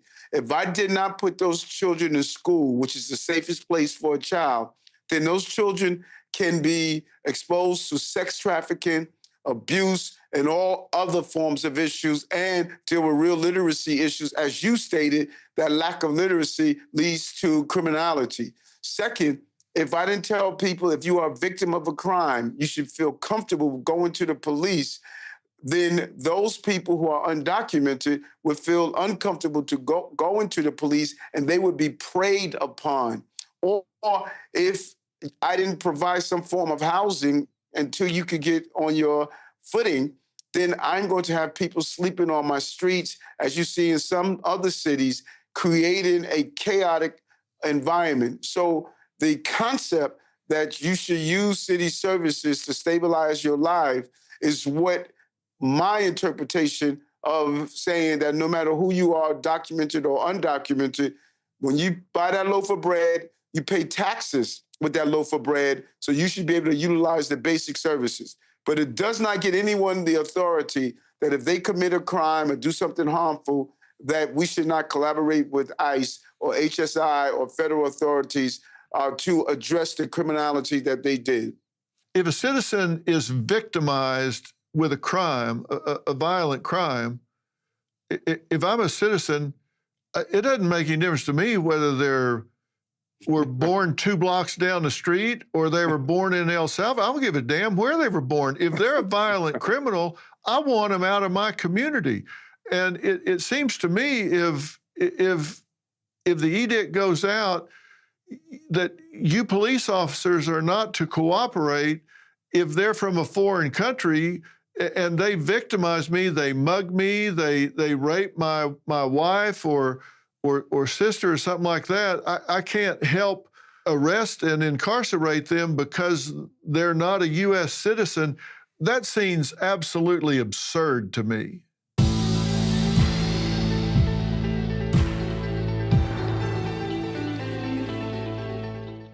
This weekend, Division Grudges go live. Bringing the heat early.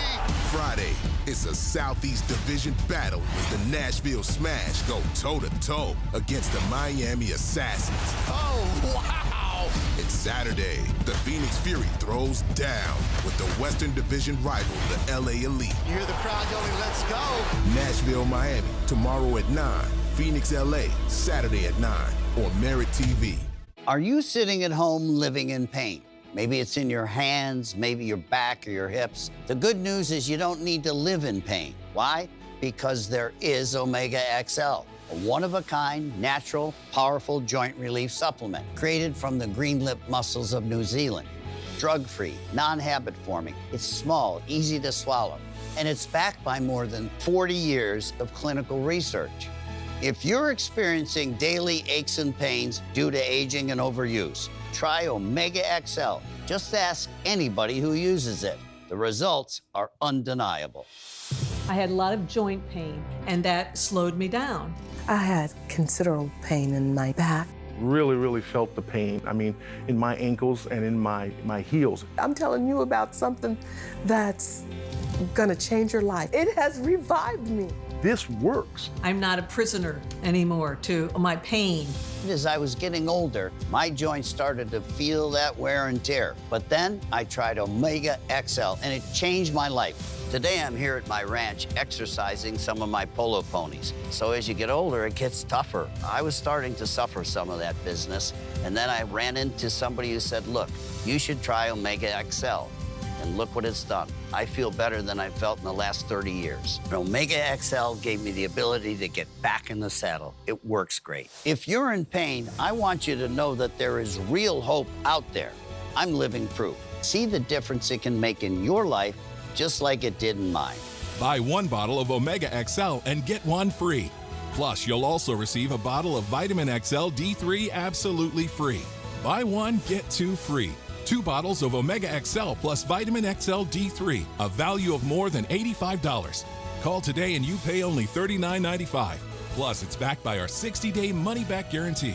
Act now.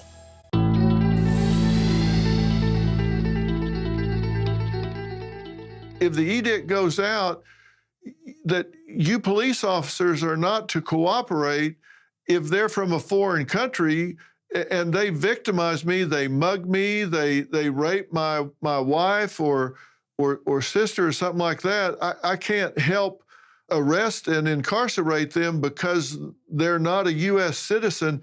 That seems absolutely absurd to me. Well said. And over 80% of New Yorkers embrace the belief that we should be deporting those who commit these crimes after their convictions. Over 80% embrace this belief because you're right. If someone is harmful to your family member or loved one, the last thing you want to know is what is their documentation status. But when you have specifically dangerous gangs like we're seeing, we need to zero in on them and make sure that they do not inflict their violence. When I was in Ecuador a few years ago, talking about the migrants and asylum seeker crisis and speak with some of the Ecuadorians, they stated they did not want to leave Ecuador, but they were fleeing the dangerous gangs. And when they came to New York, they saw those same dangerous gangs attempting to have a foothold in our city. And we have been extremely clear, you will not have a foothold in New York. And we were able to identify and apprehend many of them, as you saw 2 weeks ago, where a group of dangerous gang members assaulted our police officers. We will not be a safe haven for those who are participating in illegal behavior.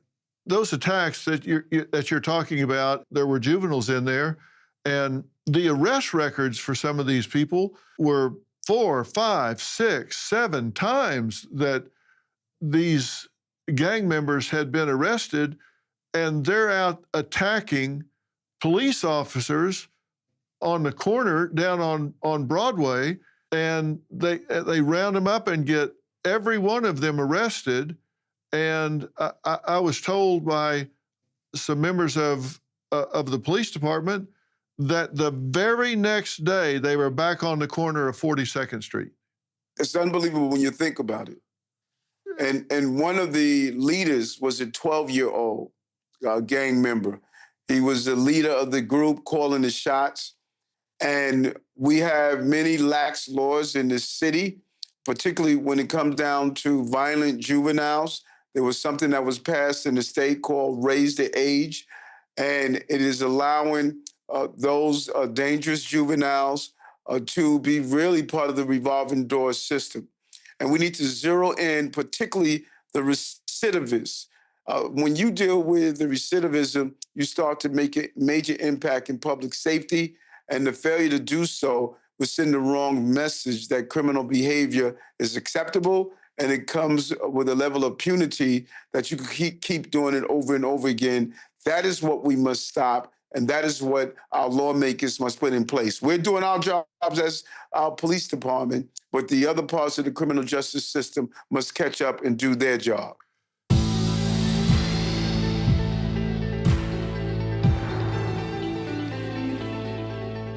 Friday on Dr. Phil Primetime. 51% of adults younger than 30 years old say an open marriage with multiple partners is perfectly acceptable. She lives with her husband, 2 kids, and her boyfriend. How's that working for you? What do you think about thruples? Is it me or is that crazy? Do you date others? I do. So this isn't just a thruple, this is a thruple plus. We operate like a normal family. Well, I wouldn't say that. That's Friday on Dr. Phil Primetime. The poverty is unimaginable. There are people who are struggling. This is where she washes the dishes. If you're ever going to allow your Christian faith to rise and to do something for God's chosen people, now is the time. This is the home of Galena. She's 96 years old. This is what she had to eat for today. She has one pot with water and wheat. My father was killed by the Nazis, and I was an orphan. I didn't know about God. But now, in the cold, hungry nights, I pray for food to the God I've never known. There are good people that love you. You see the tears. Scripture says joy can come in the morning, and you can be the reason. If you will bless these hurting children of Israel, you will receive God's blessing in return. Your urgent gift today of $25 will help rush a survival food box filled with life-saving essentials. If you call right now, your gift's impact will be doubled to help save lives. Call, scan, or go online now. I'm not exaggerating when I tell you, I don't know how much longer she could have waited for us to come. I can't even grow my food anymore. What will happen to me? I'm doomed to starve. Tens of thousands of elderly Holocaust survivors in the former Soviet Union are living in extreme poverty, hungry, and forgotten. But through the International Fellowship of Christians and Jews, we can bring them hope. Eggs. It's my favorite food. May you be blessed. You say to them, we see you and we're here to help. If you call right now, your gift's impact will be doubled to help save lives.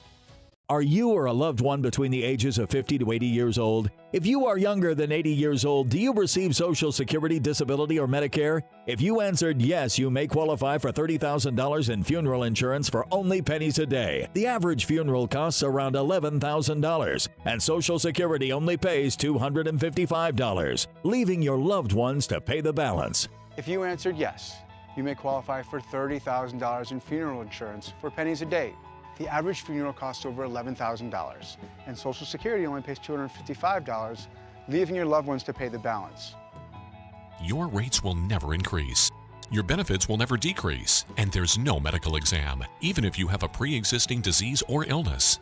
Don't be a financial burden to your family. Lock in your rate by completing an application over the phone with Senior Legacy Life. Find out now if you qualify for funeral insurance up to $30,000 for pennies a day.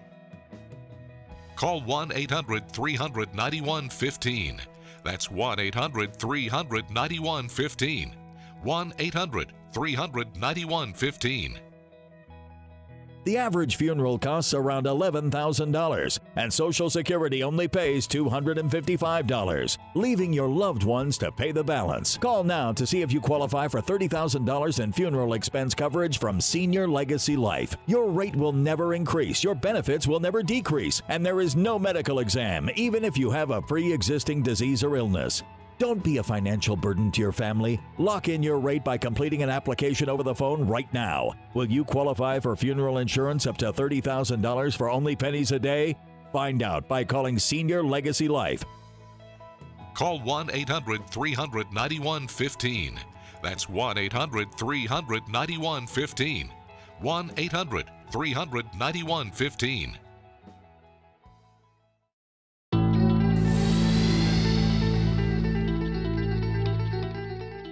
I've got to ask you about Columbia University. There was action there again recently, and I think there were, 78 arrests made there last week because of protesters and activists there. And anti-Semitism is up across the country. But the difference is New York City has the highest concentration of Jewish population outside of Israel. So anti-Semitism really stings when you have the highest Jewish population outside of Israel. What do you make of what's going on our elite campuses and particularly Columbia University? And it's a real problem. And I think it is a blemish on our country in general, but specifically here in New York City. As you indicated, New York City has the largest Jewish population outside of Israel. And knowing that region and spending time and visiting not only Israel, but Jordan and Oman and Saudi Arabia and many of our other Muslim and cross-cultural places. We know that public safety, as I always state, is the prerequisite to our prosperity. And those who are Jewish students should feel comfortable going to school on their campuses. And this plague of violence and intimidation and harassment that has swept our college campuses and specifically our Ivy League schools is something we must acknowledge. And what many people don't understand, in New York City, we cannot automatically go on a college ground or college campus. We must get permission from the faculty of the school. That is the requirement in New York. And as soon as something happens on one of our college campuses, unless it's an emergency, we will always go to an emergency. But if a protest or disruption or taking over a school building, if it happens on one of our college grounds, we have to get authorization and permission from the school faculty to go on and take action. Thank God that in this circumstance, the school did not wait days like they did previously. They reached out to the NYPD, asked for their assistance. We went in, made the necessary arrests, and brought back peace and order on the grounds. But I'm thinking several things we're looking at. Our young people, Dr. Phil, they are being radicalized. They're being radicalized to hate America, to hate our way of life, and that hate is going into a level of anti-Semitism. And that form of hate will never be accepted and tolerated in this city. This city is a melting pot of different philosophies, beliefs, and culture. And I have an obligation and responsibility to make people not only feel accepted, but protected as they move about with their lives. We're looking at some pictures right now of the damage that was done by the protesters in the library at Columbia University. And so these protesters, there were, I guess, between 200-300 in there, 70 plus were arrested. They, of course, will be charged with trespass and property crime for vandalism or some sort because they damaged the library. Will the university, have they taken a position on what they'll do with these students? Will they be expelled? Will they lose their semester? Will anything be done? Have they made a position known of what they'll do with these students? No, and the charges is everything from criminal trespass to criminal mischief. So there's a series of crimes they could be charged with. And the university, they must be the complainant in these cases. And we will hope that they will send the right message and not only do the arrest and have it dismissed, but to follow all the way through. This will send the right message to those who believe they could destroy property or disrupt the education of other students. Well, I mean, somebody's got to put their foot down here. I have to tell you, I never thought that in my lifetime I would hear some of the rhetoric on college campuses, particularly our elite college campuses, that I've heard since October 7th and even before.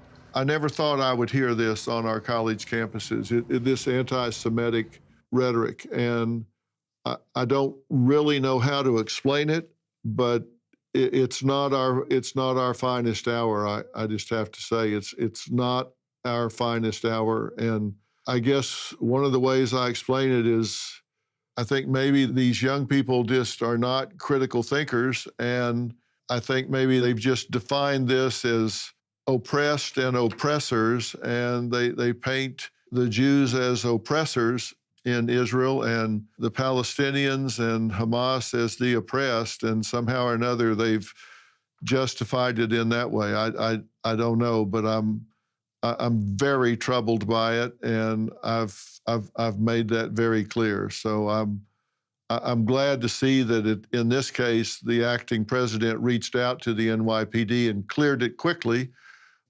because finals are coming up and the vast majority of students there want to get their education and move on.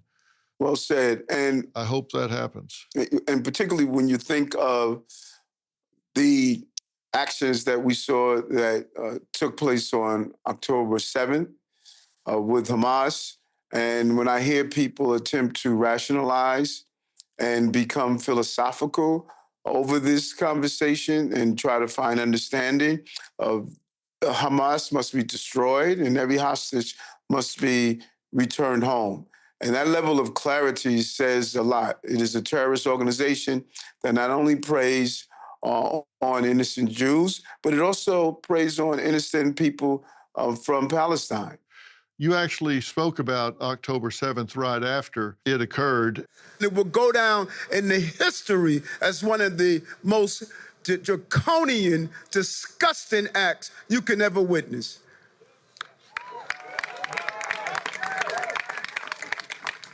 And no one should be celebrating this. No one. Humanity should be angry. Yes, I stand with Israel. Yes, I stand with the Jewish community. But most importantly, I stand with humanity. I stand with human behavior that should never reach this depth. You were very passionate in those comments that you made right after October 7th, and I know that that had to be very uplifting to the Jewish community in New York City. Yeah, and it wasn't something that I rehearsed. It wasn't something that I wanted to seem as though there was a scripted approach to an unscripted level of pain. I knew, based on speaking to my associates, colleagues, and employees, I knew that people were not all right. And we could not pretend as though what happened on October 7th, the second form of a modern-day Holocaust, we could not act like the pain was not real. And I wanted to put in words to those who experienced it that here in New York City, we have the largest Jewish population. We wanted to be clear that we were not all right. And we feel as though every hostage should be returned home and Hamas needs to be destroyed. And that is the beginning step of the healing process. And we want peace in the region. We have a large population of Muslims, a large population of individuals who come from that region. And our hearts goes out to any innocent person who's lost. But the catalyst of this comes from a terrorist organization, and it needs to be dealt with accordingly.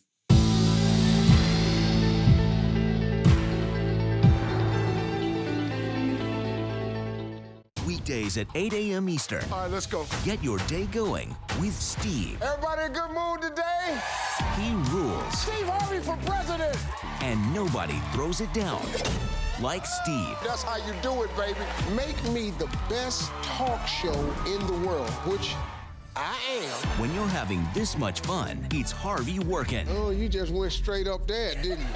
Steve, weekdays at 8 a.m. Eastern, 7 Central on Dr. Phil's Merit TV. An important message for Americans age 50 to 85. Oh my gosh, you're still using Mom's old coffee pot. It's my inheritance. Well, it is a family heirloom. You know what? The kids can just sell it to pay for my funeral.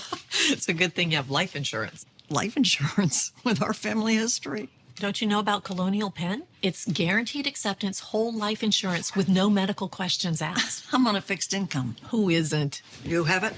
We all do. John, Maria, even Paul with all of his medical problems. Colonial Penn. That's right. Colonial Penn Life Insurance Company. As you get older, your health may change. Colonial Penn understands that. And we don't think it should keep you from getting life insurance to help protect your family. That's why we guarantee acceptance to everyone aged 50 to 85.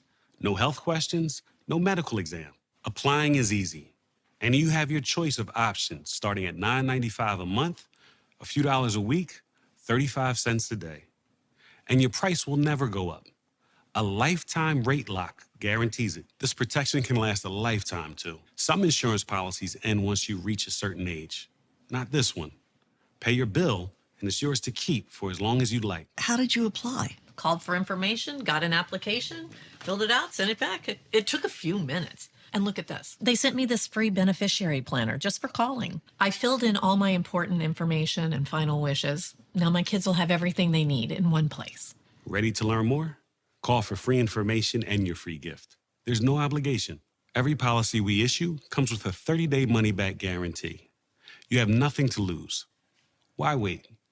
Call now. Call 1-800-688-1483 for your free information and your free gift. That's 1-800-688-1483. There's no obligation. 1-800-688-1483. Call now. Are you in trouble with the IRS? Call Civic Tax Relief for free information on the newest relief programs under the American Rescue Plan and Fresh Start program. You could save thousands. The call is free. The consultation is free. Call now. 800-239-8658. What should we do? I'm going to CashNetUSA.com. I can apply in minutes, and if approved, we can have the money as soon as the same business day. Go to CashNetUSA.com to apply for the money you need.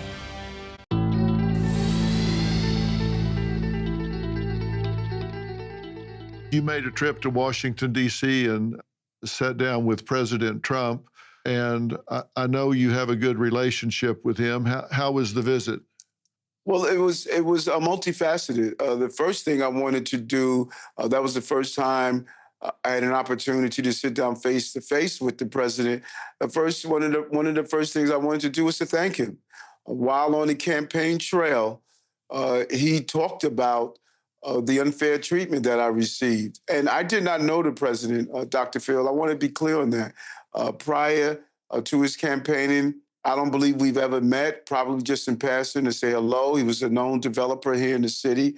And he took a very strong stance of the unfair treatment that I experienced at the hands of the previous administration Department of Justice. And the former president said his Department of Justice became politicized. President Trump said it was politicized, and I was saying it was politicized. And some of the things that happened, no American should ever endure. And I just wanted to, just personally, as one human being to the next, I knew what he went through with the attempted assassination on his life. I knew what he went through with the DOJ, and I just wanted to say thank you. And then we delved into city business. He loves the city. You know, he's a New Yorker. I know he's in Florida now, but he loves the city and what it stands for.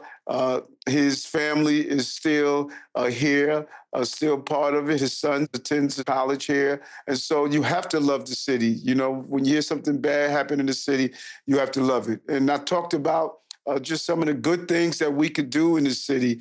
And one of the areas that are really focused to me is the chip plant that we could build in the Bronx, in a place called the Kingsbridge Armory. It's a huge location that has remained empty and dormant for years. I put $100 million in the development. I know the president is focused on having jobs in the city, particularly those jobs we're dependent on. We all saw what happened during COVID-19 when we needed to get PPE, masks, and other items from China. We could start producing our own items here in this country, and I shared my belief and concept with him, and it's something I would like to continue to speak with him about. And also the wind farm project that we're looking forward to do in the area of our Sunset Park and our Brooklyn Marine Terminal. I gave him my overview of that. We're talking about 1,000 jobs, giving power to 500,000 homes, a whole development and investment that's unbelievable of almost $3 billion investment from our partners, Equinor, that's supposed to be a part of this. And many of the raw materials is coming from places like Mississippi, Florida, Texas, Iowa, different parts of the country. So this is a real win for us, and I wanted to share it with him as well to see if we could come to an understanding of moving this project forward. We already invested almost $1.1 billion in the project already. 51% of the project is already underway, and I just wanted to give him some real insight, because when you're a chief executive, sometimes it's good just to get a real overview on the ground. And, we had the Secretary of Transportation, Secretary Duffy, here to look at our BQE project as well. He did a walkthrough. He saw how important it is. And so that's why it is crucial that as the mayor of the largest city in America, that I interact with this administration. I'm here to work with this administration, not to war with this administration. And I respect the office of the president. And each time I communicated with him, he talked about the love for the city and a love for the people of this city. And I think it's imperative that we continue to share ideas and continue to understand that elections, those are intramurals. Those are internal games. But after the election is over, we wear one jersey, and that's Team America. We should never forget that, and always understand that our boys and girls go abroad to defend this country. We sit under the tree of freedom that they will water with their blood, and we would desecrate their sacrifices if we don't continue to move and build this country for working class people all over this country. Well, he's running the country and you're running the biggest city in the country, so it seems to me that you two need to stay in pretty close contact. Politics aside, you need to stay in pretty close contact. So I agree. Listen, Mayor, I can't tell you how much I appreciate you taking the time to sit down and talk with me about this. You know, New York, being the #1 city in the country, is the trendsetter, the pace setter for the rest of the country. Politics aside, it really is the example for the rest of the country. And boy, are you setting a good one. You know, crime is down, public safety is up, commerce is up. I mean, you're just setting a great example, and we thank you for it. No, and it's so important. And working with our national partners crucial. I worked with President Biden to bring law enforcement here. Was so important. And I'm looking forward to working with this administration as we continue to evolve.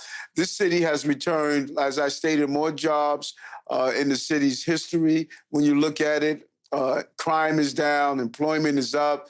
We are investing in working class families, building housing, dealing with our mental health crises.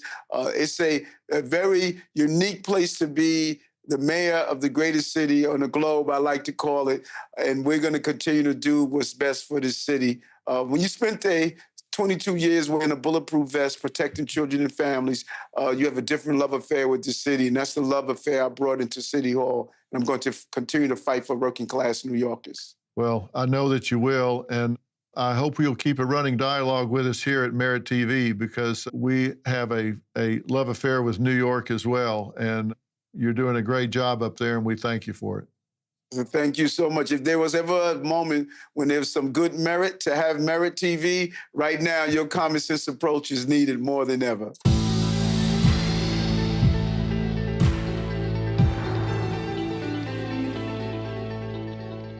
Tonight on Dr. Phil Primetime, I'm asking the question, are we raising lazy? As people here on this earth, we are not meant to work for our money. Do you get what they call hungry? From helicopter parents, no sleepovers at friends' homes. You must keep his phone nearby and answer within 3 rings. Don't you wish you had a mother like me? I mean, come on. To Gen Zers, I'm there to do what I'm being paid to do. I'm not here to do someone else's job. What the hell is going on? That's tonight. Attention, anyone 50 or older. This is an important message for you. Mom, I found this funeral bill for $10,000. How are we going to pay for that? Before we lost your father, I set up a final expense life insurance plan for us to use to cover the funeral, debts, and other expenses. How does the life insurance plan pay for all of that? Easy. I qualified for $1 million in coverage. So when my time comes, you can use that money for my funeral and other expenses that I may leave behind. How are you affording that on a fixed income? Would you believe I qualified for a plan that costs less than $1 a day? I didn't have to go see a doctor, and all I had to do was make one phone call and I was approved. If you're over 50, you qualify for a life insurance policy up to $1 million to cover funeral, debts, and other expenses. The average funeral costs about $10,000, but now for just pennies a day, you can help protect your loved ones from unexpected costs and debts. With our guaranteed acceptance, you're automatically approved even if you have pre-existing health conditions. Best of all, your rates will never increase, your benefits will never decrease, and your coverage will never be canceled. There's no paperwork, hidden fees, or waiting period. With one call, in as little as 5 minutes, you can start your coverage right over the phone and qualify for options ranging between $10,000 up to $1 million in coverage, tax-free. You're just one phone call away from protecting your family, starting for less than $1 a day. Don't leave your family with bills to pay when you're gone. Give them the peace of mind they deserve. Call 800-734-0941 to make sure your loved ones are protected with plans up to $1 million in coverage. Thank you for making sure that we're secure. I love you. I love you too. I just want to make sure that you're protected when I'm gone. Call 800-734-0941. That's 800-734-0941. Luminary Life. Peace of mind for life.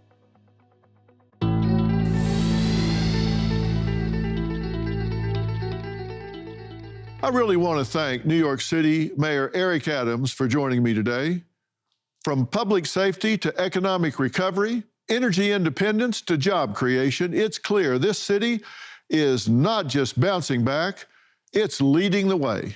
Politics aside, this conversation is a reminder that leadership, real leadership, happens when people sit down, look each other in the eye, and focus on what can be done. Whether it's chip manufacturing in the Bronx or wind energy in Brooklyn, Mayor Adams is thinking big. And if the projects he's pushing forward succeed, it won't just help New York, it'll help the entire country. Mr. Mayor, thank you for your time, your candor, and your continued service. And as always, thank all of you at home for watching. I'm Dr. Phil, and this is Primetime. We'll see you tomorrow night.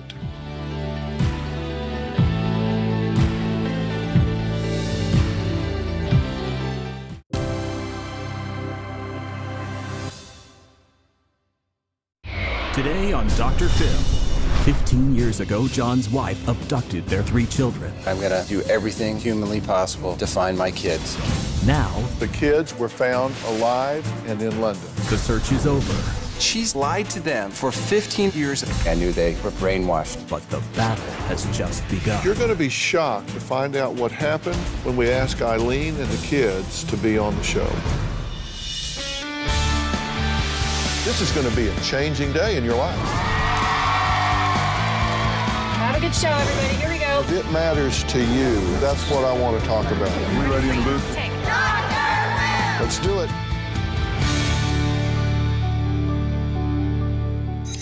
J.C. Dugard was 11 years old when she was kidnapped. That was 18 years ago. Police found Elizabeth Wednesday at this intersection just 20 minutes south of her Salt Lake City home. 41-year-old Michael Devlin has confessed to kidnapping Ben Ownby. Investigators say their search for Ownby, missing for 4 days, also yielded Sean Hornbeck, missing for more than 4 years. When these missing children were found, it made headlines around the globe.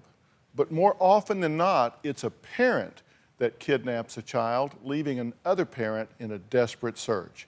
Now, that's what happened to John Clark. 15 years ago, his wife just disappeared with his 3 children, leaving only a note behind that they were going on vacation. He never heard from them again. Now, you may remember this tragic story. Eileen kidnapped my 3 kids 11 years ago. Honey, Eileen. Hey, say hi to Daddy. We were married.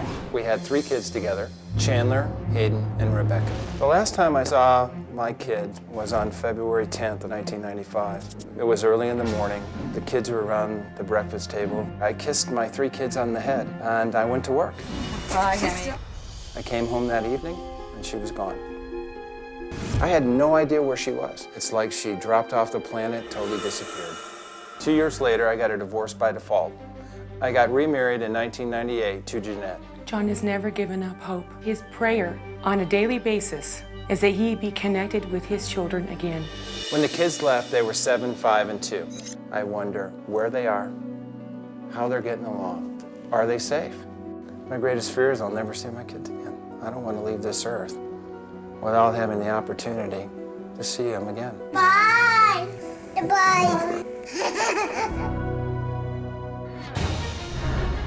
Now, he believes that her parents know exactly where she is and how to get in touch with her. So John, along with his private investigator, made a house call to Eileen's parents. Hey, Mr. Sanders, how you doing, sir? I'm an investigator. Yes, sir. We've been trying to find Eileen. When's the last time you had contact with her? Call in. Where did she call from? We don't know. Would you give us access to your phone records? No. How's your dad? They're fine. Your mom all right? They're fine. They're both fine. You remarried yet? Yes, I am. I figured you'd be by now. Is she in the country at least? She's had a bitter experience. I've had a very bitter experience, Marion. Well, take care of yourself. He lied. She's going to get on the phone now and call her. He told Guy and I that he's in contact with her, that he does hear from her on a regular basis. When he's interviewed by the FBI, he tells him he hasn't heard anything from her. He spent more time asking me direct questions about how my parents were than he was about dealing with the issue at hand. I'm a little upset. What keeps you going looking for these kids, John? I just have a goal. I just set in motion that I'm going to do everything humanly possible to find my kids. Well, John did continue his search for years, and finally, after private investigators, district attorneys, U.S. attorneys, and the FBI, the call came. The good news, the kids were found alive and in London. The bad news, John still has not been able to see them face to face. His only glimpse of his now grown children was on a news clip from overseas. Since the last time I was on this show, I received a phone call from the assistant district attorney, and he told me that my kids had been located and my ex-wife in the UK. I just kind of broke down and started crying. It was the greatest news I'd had in the last 14 years. An Oxfordshire woman fled to Britain with her children 10 years ago to escape a failed marriage. She's now facing extradition charges to the United States on charges of child kidnapping. When I saw that video, it was really, to me, it was incredible. It was just great to see all three of them. You always wonder how your kids are going to turn out. The family settled here 12 years ago and have built a new life for themselves after Mrs. Clark divorced her husband in America. But recently she answered a knock at the door and found police officers with a warrant for her extradition to America. She spent 2 nights in prison, leaving her children deeply distressed. Their mum is on the FBI's most wanted list. Although Mrs. Clark says she's told the American authorities where the family now lives, her children are also on the list with a description of them as missing victims. Following her divorce, Mrs. Clark moved state and was charged with custodial interference. She's been in contact with the authorities, she says, for over a decade, and yet only recently did she get told she faces extradition and imprisonment. If the United States wants to have someone extradited, they can just invent a charge, and if the paperwork is correct, the UK pretty much has to snap to and deliver. And she's my little mum, you know, she's been looking after me my entire life. My mum is not a dangerous criminal, she shouldn't be extradited. It's absolutely stupid. I love his hair. Look at Hayden. I'm hurt. 15.5 years were taken from me. I missed those kids. I missed that relationship. I didn't get to see if my kids were athletes. I didn't get to see if they were great students. What she's done is lied to them for 15.5 years. Daddy's dead. Daddy's gone. Daddy doesn't love you anymore. So they've been brainwashed for 15 years. This is not about extradition. This is about my kids. They're a part of me, and I don't want to lose them. I'm not going to stop trying. Wow. Well, so that's good news. I mean, this is a mixed bag because of what you're saying, all the challenges. These kids have been programmed, obviously, about you and against you, we have to assume, for all of this time. That's your fear. I saw the videotape of them, and then I heard them say, both in the press and on that video, that they didn't want to have anything to do with me. I knew they were pretty much brainwashed. Mm-hmm. Now, she's been arrested. Eileen's been arrested, and now she's out on bail, correct? That's correct. Okay, and the extradition process, she would be facing international parental kidnapping charges, right? That's right. So they would have an extradition hearing, which is coming up within the next 30 days. Mm-hmm. And that could take how long to get her back here? Well, I understand it can take, it could take up to 2 years. I mean, she could postpone this and continue to postpone it. It all depends on the legal system in the UK if they allow that to go on. All right, well, take us through this. How were they found? How did that happen? Well, I mean, it was a fluke. I mean, they'd been on the FBI's wanted list for almost 15 years. They were off and back on.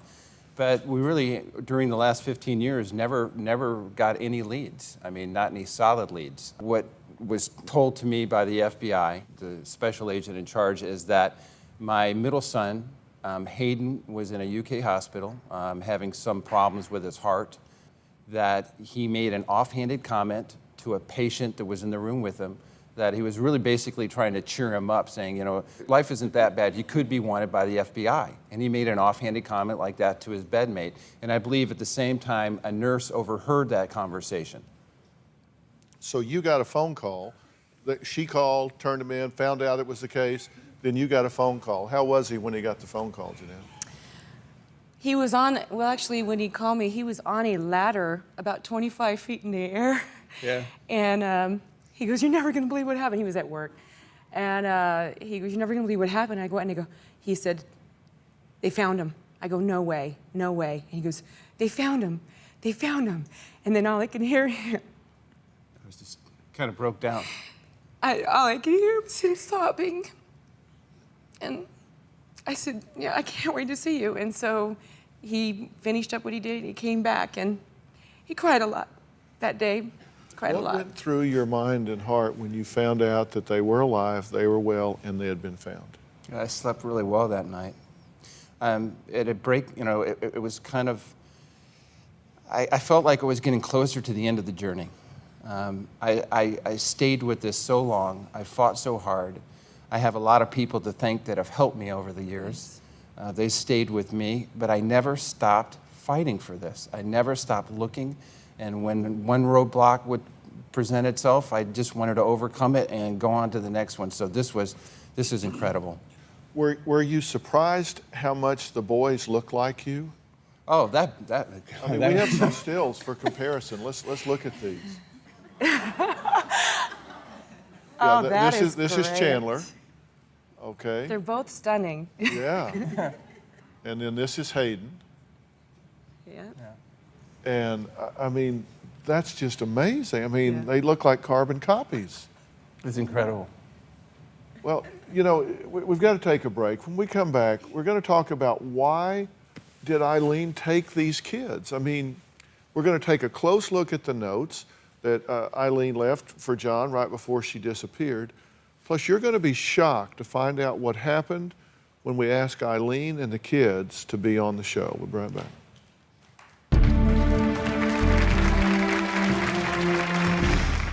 I'm asking the question, are we raising lazy? As people here on this earth, we are not meant to work for our money. Do you get what they call hungry? From helicopter parents, no sleepovers at friends' homes. You must keep his phone nearby and answer within 3 rings. Don't you wish you had a mother like me? I mean, come on. To Gen Zers, I'm there to do what I'm being paid to do. I'm not here to do someone else's job. what the hell is going on? That's tonight. Are you sitting at home living in pain? Maybe it's in your hands, maybe your back or your hips. The good news is you don't need to live in pain. Why? Because there is Omega XL, a one-of-a-kind, natural, powerful joint relief supplement created from the green lip mussels of New Zealand. Drug-free, non-habit forming. It's small, easy to swallow, and it's backed by more than 40 years of clinical research. As I was getting older, my joints started to feel that wear and tear. But then I tried Omega XL, and it changed my life. If you're experiencing daily aches and pains due to aging and overuse, try Omega XL and see the difference it can make in your life. Buy 1, get 2 free. 2 bottles of Omega XL plus Vitamin XL D3, a value of more than $85. Call today and you pay only $39.95. Plus, you have nothing to lose because it's backed by our 60-day money-back guarantee. Call now. 1 in 3 U.S. consumers have been a victim of identity theft, even when they did all the right things to protect their personal information. I thought we did enough to keep a nightmare like this from happening. I felt so secure, but it wasn't enough. Banks, hospitals, employers, and many government agencies all have your personal information too. And when they're exposed, careful monitoring of your accounts and credit won't be enough. I change my passwords all the time. I shred my documents. I thought I was bulletproof, honestly. The information thieves need to steal your identity is already in the hands of others, and it only takes one vulnerability in one place to put your identity at risk. Yeah, it's scary when you think about how easily this kind of stuff occurs. Let me make this very, very clear. You could do nothing wrong. Be perfect about all of your security and still be a victim of identity theft. Tens of thousands of my hard-earned money gone. The stakes are high, and even if you take steps to protect your personal information, you're not the only one who has it. LifeLock alerts you to the widest volume of threats others could miss, far beyond what you could possibly monitor on your own. Like someone trying to use your social security number to open a loan, purchase a home in your name, or even take over your investment accounts. Someone was trying to take an account out in my name. I got an alert from LifeLock. Well, I pressed the no button. That wasn't me, and it was handled and taken care of. And if you become a victim, a dedicated U.S.-based restoration specialist will fix it, guaranteed. All LifeLock members are backed by the LifeLock $1 Million Protection Package, including reimbursement for stolen funds. There was a letter from LifeLock with a check for over $81,000. They made me whole. All plans include identity theft restoration guaranteed or your money back. Call 1-800-360-9220 or visit lifelock.com/TV35 to save 35% on your first year. Call 1-800-360-9220. Call now.